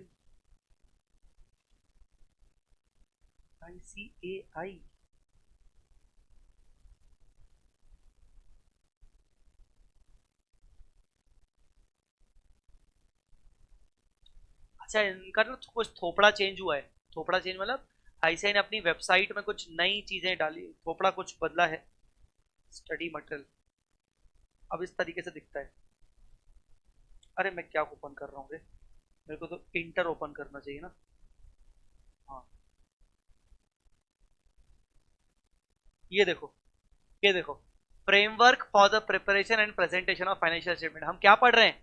हम सीए इंटर का पढ़ रहे हैं, सीए इंटर का paper one accounting, paper one accounting, paper one accounting, framework for the preparation and presentation of financial statement. हाँ हाँ, वो एएस के अकॉर्डिंग होगा, डेफिनेटली वो एएस के अकॉर्डिंग होगा। जो अभी हम पढ़ रहे हैं वो इंडेस के अकॉर्डिंग है। अंडरस्टूड?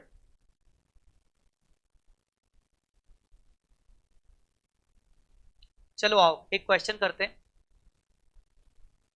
एक क्वेश्चन डिस्कस करते हैं। Balance sheet of a trader on 31st March 11 is given below, is given below. Property, plant and equipment 65,000, inventories 30,000, financial assets के अंदर trade receivables 20, other assets 10, cash and cash equivalent 50, equity के अंदर capital 60, other equity जो कि PNL से represent कर रहा है 25, नॉन करंट लायबिलिटी के अंदर 10% लोन, करंट लायबिलिटी के अंदर फाइनेंशियल लायबिलिटीज के अंदर ट्रेड पेबल। कुल मिला के टोटल हुआ 130 130। आगे क्या बोल रहा है? The remaining life of the property plant and equipment is 5 years, life 5 साल है। अब आप इसको गोइंग कंसर्न के पॉइंट ऑफ व्यू से सोचो। अगर तुम अपने फाइनेंशियल स्टेटमेंट्स गोइंग कंसर्न के अकॉर्डिंग बना रहे हो तो तुम कह सकते हो कि हाँ मेरी प्रॉपर्टी प्लांट एंड इक्विपमेंट की लाइफ 5 साल है तो मुझे 5 साल में राइट ऑफ करना चाहिए। पर अगर तुम अपने फाइनेंशियल स्टेटमेंट्स को गोइंग कंसर्न के अकॉर्डिंग नहीं बना रहे हो तो तुम बोलोगे मुझे 5 साल से क्या मतलब, मेरी एंटिटी तो बंद होने वाली है, तो मुझे तो आज इस असेट को डेप्रिशिएट करने की जरूरत ही नहीं है। मैं तो आज ये कह सकता हूं कि भाई असेट जिस वैल्यू पे दिख रहा है 65, आज सिर्फ रियलाइजेबल वैल्यू पे दिखा दो क्योंकि मेरी एंटिटी तो बंद होने वाली है। तो मुझे कितना मिलेगा इसको बेच के? मुझे इसको बेच के 50 मिलेगा, तो 15,000 राइट ऑफ कर दो। 15,000 is as good as depreciation. ये मैं तब सोचूंगा जब मैं गोइंग कंसर्न को फॉलो नहीं करूंगा। ये क्वेश्चन भी आपके इंटर का ही पार्ट है। The pattern of use of the asset is even, even मतलब एसएलएम की बात कर रहा है। The net realisable value of the property plant and equipment on 31 March 2002 was 60,000। अब मेरा सवाल आपसे ये है, ये उसने आपको क्वेश्चन में नेट रियलाइजेबल वैल्यू क्यों दिया है? मुझे जवाब दीजिए, नेट रियलाइजेबल वैल्यू उसने आपको क्वेश्चन में क्यों दिया है? नेट रियलाइजेबल वैल्यू क्यों दिया है क्वेश्चन में आपको उसने? Tell me.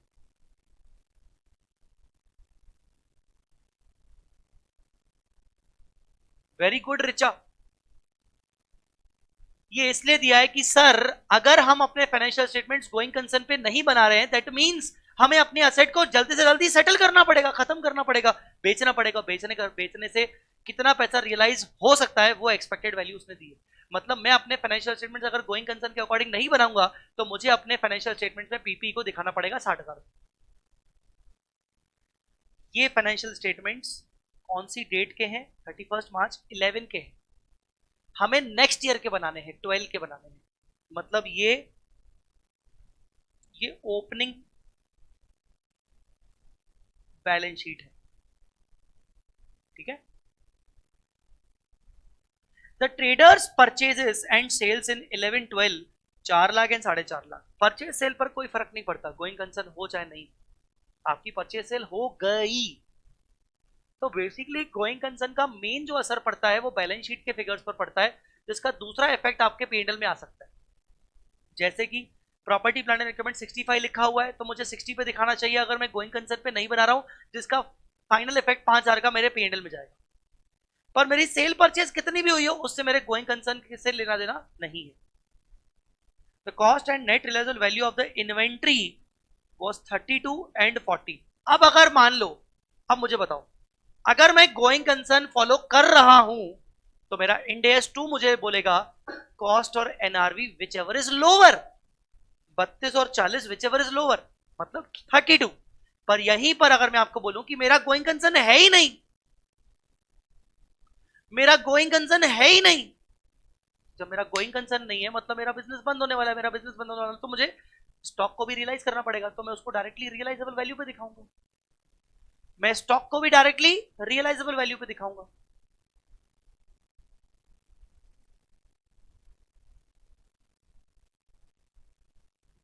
Employ benefit expense for the year ending 14,900, again employ benefit expense 14,900 है, वो पैसा खर्च हो गया, उसका गोइंग कंसर्न फ्यूचर से कोई लेना देना नहीं।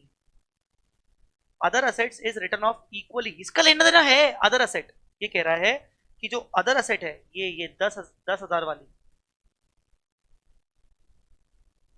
इसको वो 4 साल में राइट ऑफ करना चाहता है, इसको वो 4 साल में राइट ऑफ करना चाहता है। वो कब करेगा 4 साल में राइट ऑफ? जब उसका गोइंग कंसर्न हो, जब उसका गोइंग कंसर्न हो। वो बोल रहा है मेरा बिजनेस तो चलता रहेगा तो मैं इसको राइट ऑफ करूंगा। पर एक बात बताओ, अब मुझे बताओ, राइट ऑफ तो करना ही है, अगर मान लो मेरा गोइंग कंसर्न असम्पशन नहीं है तो फिर मुझे क्या करना चाहिए? फिर मैं 4 साल का वेट क्यों करूं? मुझे अभी के अभी पूरा राइट ऑफ करना पड़ेगा ना। तो इसका मतलब विदाउट गोइंग कंसर्न मुझे ये अदर असेट 10,000 की इमीडिएटली राइट ऑफ करके पीएनएल में डालनी पड़ेगी। मुझे ऐसा क्यों लग रहा है कि जवाब सिर्फ ऋचा दे रही है और थोड़ा बहुत राजत ही दे रहा है, बाकी सब लोग गुम हो गए? नाम लेके बोलूं, नाम लेके बोलूं? कमल तो दिखता ही नहीं है, कमल तो कभी जवाब ही नहीं देता। अपूर्वा, निकिता, कहां है ये लोग? हैं? आयुषी अभी अभी आई है ऐसा लग रहा है, बहुत देर से। ऋषभ तो चलो ठीक है, फिर भी कभी कभार वो आ जाता है। ये क्या चल रहा है तुम्हारा?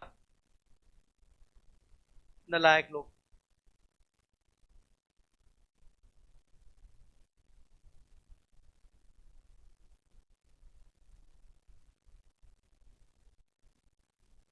ये समझ गए कि नहीं? तो अदर एसेट को मुझे राइट ऑफ करना ही है, मैं 4 साल में करना चाहता हूं क्योंकि मुझे पता है कि मेरा 4 साल तक मुझे इससे बेनिफिट्स मिलेंगे।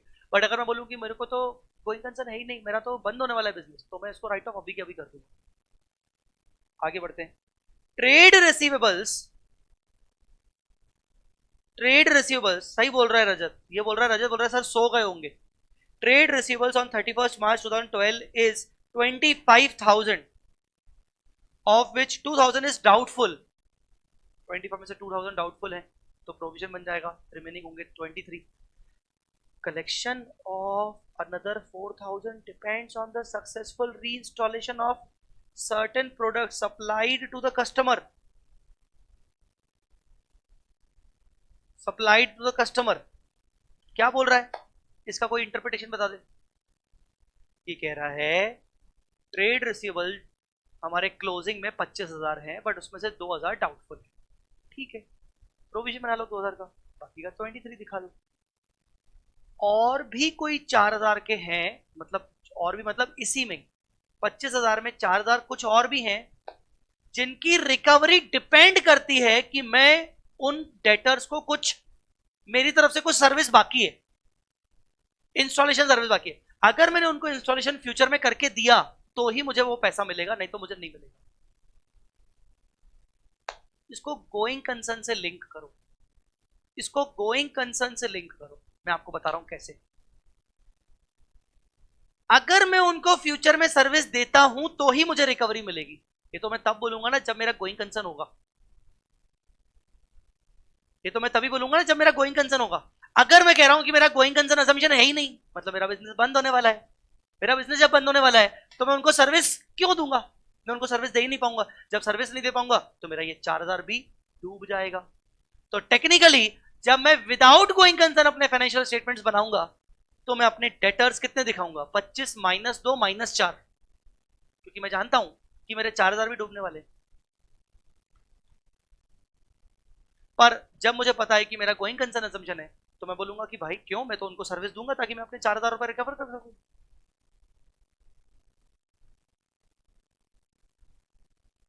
Cash balance 37,100 before deduction of interest paid on loan. अभी इसमें से interest paid on loan, loan के ऊपर इंटरेस्ट पे नहीं किया है, तो इंटरेस्ट ऑन लोन आपका हो गया 3,500। ये आपका कैश में से माइनस होगा और आपका पीएनएल में जाएगा। There is a early repayment penalty of 2,500। Early repayment की नीड कब होगी मुझे बताओ? अर्ली रीपेमेंट की नीड कब होगी? लोन को अर्ली रीपे करना कब पड़ेगा? विथ गोइंग कंसर्न की विदाउट गोइंग कंसर्न? सोचो, विथ गोइंग कंसर्न की विदाउट गोइंग कंसर्न? लोन को अर्ली रीपे कब करना पड़ेगा? विथ गोइंग कंसर्न और विदाउट गोइंग कंसर्न?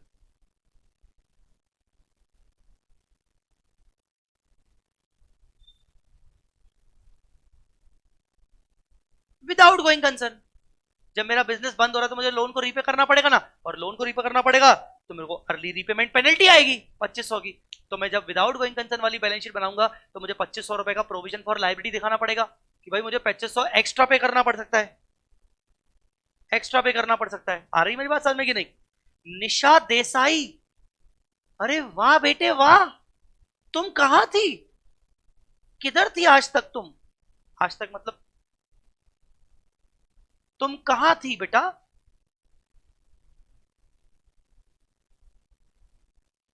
कुछ बच्चे तो बीच में आ जाते हैं। मतलब मैं इमेजिन कर पा रहा हूं कि एक क्लास चल रही है, मैंने लेक्चर लेना शुरू कर दिया था, और कुछ बच्चे बाद में दरवाजा खोल के अंदर आए हैं आधे आधे घंटे बाद। तो वो सोच रहे होंगे सर अभी हम बीच में आए हैं तो हम आपको गुड मॉर्निंग कैसे करें?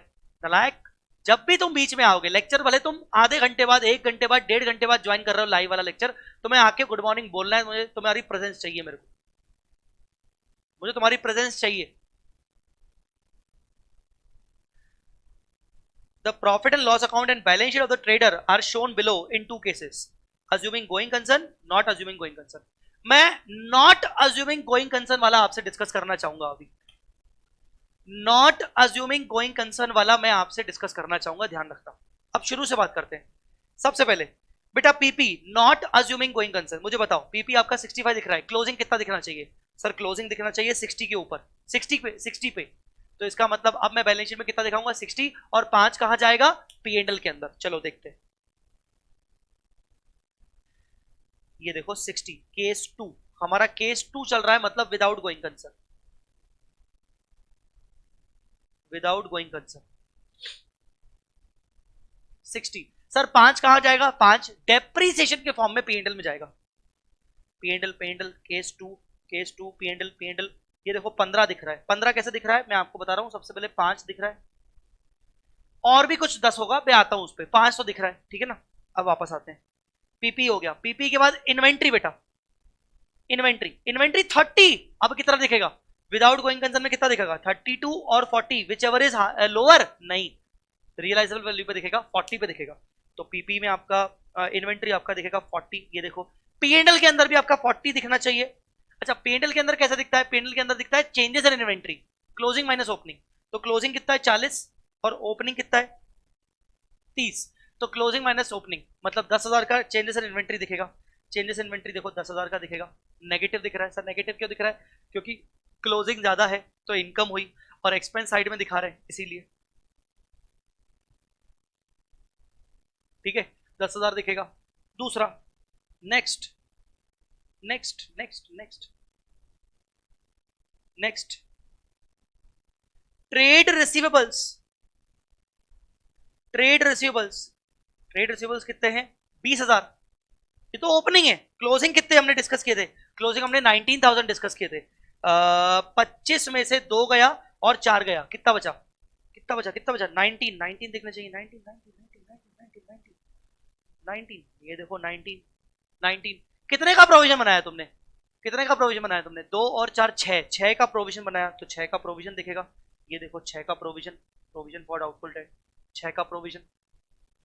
मतलब तुम्हें दूसरा इफेक्ट भी तो लेना पड़ेगा ना। तुम सिर्फ बैलेंस शीट के पॉइंट ऑफ व्यू से मत सोचना, उसका दूसरा इफेक्ट पीएनएल में कितना जाएगा। अच्छा, उसके बाद और लाइन से चलते हैं। अदर असेट्स, ओ भाई अदर असेट को तो पूरा पूरा राइट ऑफ करना पड़ेगा, मतलब बैलेंस शीट में 0 और पीएनएल में डालना पड़ेगा। और यही रीजन है कि पीएनएल के अंदर तुम्हारा जो डेप्रिसिएशन आ रहा है 15 इसलिए आ रहा है क्योंकि 10,000 तुम्हारा वो है, अदर असेट्स वाला पार्ट है। तो कुल मिला के इसमें 5 + 10 अदर असेट्स वाला पार्ट है। अगर तुम बैलेंस शीट में देखोगे तो अदर असेट्स तुम्हारे बैलेंस शीट में नील दिख रहे हैं। समझ में आया कि नहीं? तो तुम्हारा डेप्रिसिएशन उधर तो दिख रहा है जो 15,000, उसमें 5 + 10 है। आगे बढ़ते हैं। कैश एंड कैश इक्विवेलेंट, एक second, cash and cash equivalent तुम्हें याद होगा 5,000 क्लोजिंग कितना था cash and cash equivalent 37,100 minus interest paid on loan, interest paid on loan कितना है 3500, तो 37,100 माइनस 3500, 33,600 होना चाहिए कैश, 33,600 ये रहा 33,600, और इंटरेस्ट आपका 3500, इंटरेस्ट आपका 3500, आपका फाइनेंस कॉस्ट में देख जाके देखो 6,000 है, 6,000 कैसे है 3500 ये है, और 2500 की लाइबिलिटी पेनल्टी, 2500 की पेनल्टी, क्योंकि गोइंग कंसर्न नहीं होगा तो एक्स्ट्रा पेनल्टी भरनी पड़ेगी लोन को अर्ली रिपेमेंट करने के चक्कर में, तो वो पेनल्टी भी आपका फाइनेंस कॉस्ट का पार्ट हो गया 2500 रुपए। समझ में आ गया? आगे बढ़ते हैं, आगे बढ़ते हैं, आगे बढ़ते हैं। इक्विटी, इक्विटी कैपिटल आपका 60,000 वही का वही होगा, कैपिटल आपका 60,000 वही का वही होगा, ठीक है। फिर आपका अदर इक्विटी P&L 25, ये तो ओपनिंग है, इसमें करंट ईयर का नेट प्रॉफिट ऐड होगा, तो करंट ईयर का नेट प्रॉफिट ऐड होने के लिए अभी कुछ बातें बची हुई हैं, रुक जाओ।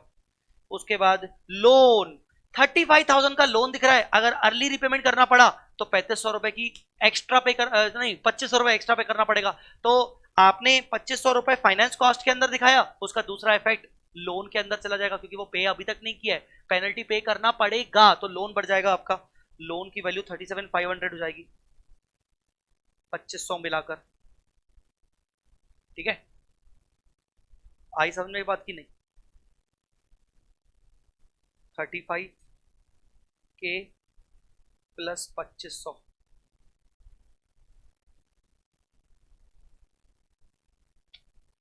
ठीक है।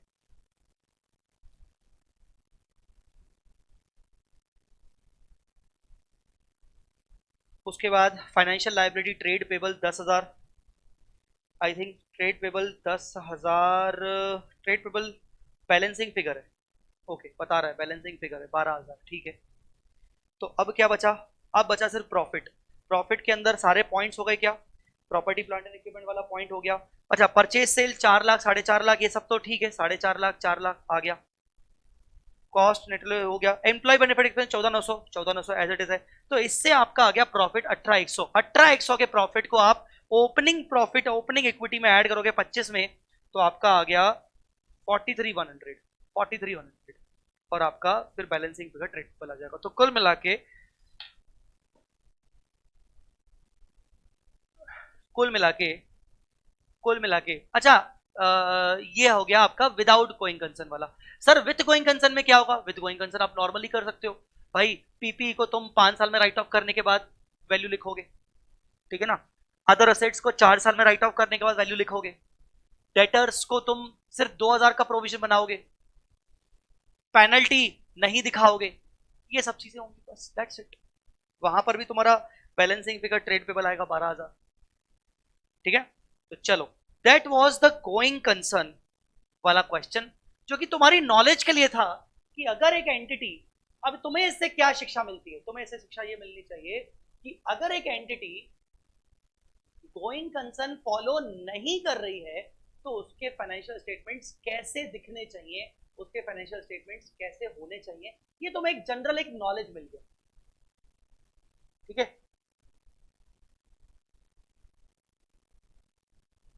आई बात समझ में कि नहीं?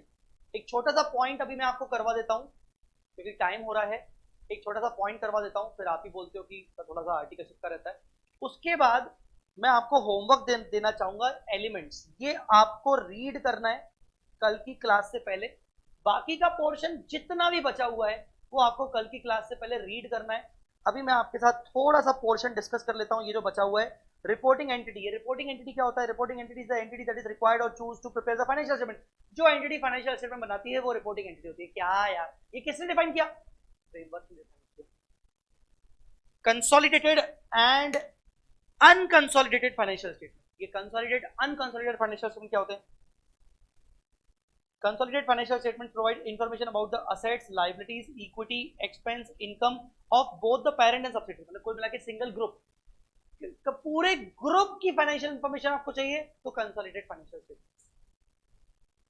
That information is useful for existing and potential investors, lenders, other creditors of the parent। Consolidation किसके लिए बनाते हैं? पेरेंट कंपनी, होल्डिंग कंपनी के शेयर होल्डर के लिए, ताकि उनको यह दिखाया जा सके कि उनकी वर्थ सिर्फ सिंगल कंपनी में नहीं पूरे ग्रुप में कितने की। This is because the net cash flows of the parent includes distribution to the parents from the subsidiaries, and those distribution depends on the net cash flows of the subsidiaries. Consolidated financial statements are not designed to provide separate information about the asset, liability, equity, expense of any particular subsidiary. Consolidated financial statements के अंदर आपको subsidiary की individual information पता नहीं कर सकते, उसके लिए आपको सब्सिडरी की फाइनेंशियल स्टेटमेंट्स देखना पड़ेगा। Subsidiaries own financial statements are designed to provide that information. तो ये हम सब जानते हैं। अब पर ये हम सब जानते हैं कि हम सब को क्या पता ये कहाँ लिखा हुआ है, ये फ्रेमवर्क में डिफाइन किया गया। कंसोलिडेटेड फाइनेंशियल स्टेटमेंट्स क्या होते हैं, इसको भी फ्रेमवर्क में डिफाइन किया गया। बेटा जी, अभी तक मैंने जो ये चैप्टर आपको पढ़ाया है, अब आपको ये समझ में आ गई होगी कि वेरियस जगह पर जो हम बेसिक वर्ड्स रीड करते हैं, उन कई सारे वर्ड्स को कहीं ना कहीं फ्रेमवर्क के अंदर डिफाइन किया गया है। तो फ्रेमवर्क का काम है चीजों को डिफाइन करके छोड़ देना, बाकी का काम इंड एस देख लेगा।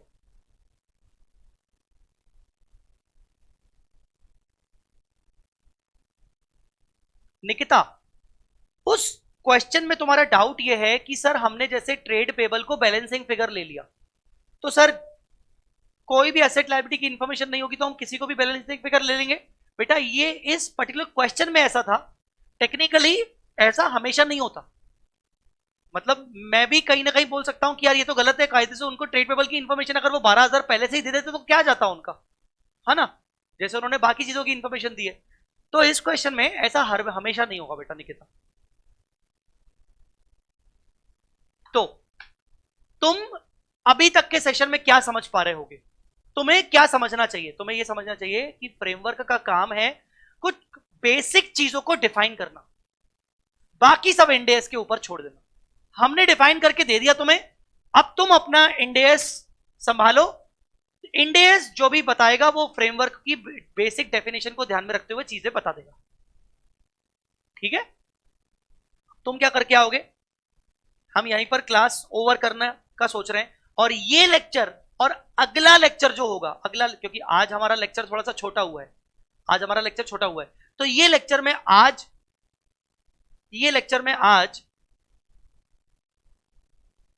फुल्ली अपलोड नहीं करूंगा। अगर किसी को देखना है ये लेक्चर तो मैं YouTube पे अपलोड करके अनलिस्ट करके मैं टेलीग्राम ग्रुप पे डाल देता हूं। मान लो कोई ऐसा लाइव स्टूडेंट है जो सोच रहा होगा कि यार मेरा आज का छूट गया सर, मैं आज देख लेता तो मैं कल कंटिन्यू कर पाता, तो उसके लिए मैं ये लेक्चर जितना हुआ है वो YouTube पे अनलिस्ट करके डाल देता हूं।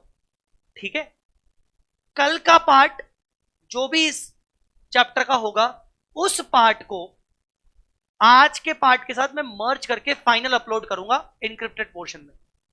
ठीक है,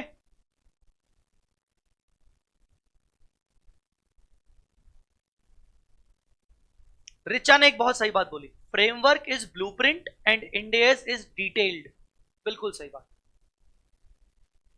तो चलिए काइंड ऑफ इसको एक ब्रेक ले लो, this is the kind of break. आप यहां पर इसको ब्रेक ले सकते हो, क्योंकि अभी का जो लेक्चर हुआ है वो छोटा सा हुआ है, इसके बाद का जो लेक्चर होगा वो कल सुबह होगा, टाइम पे होगा।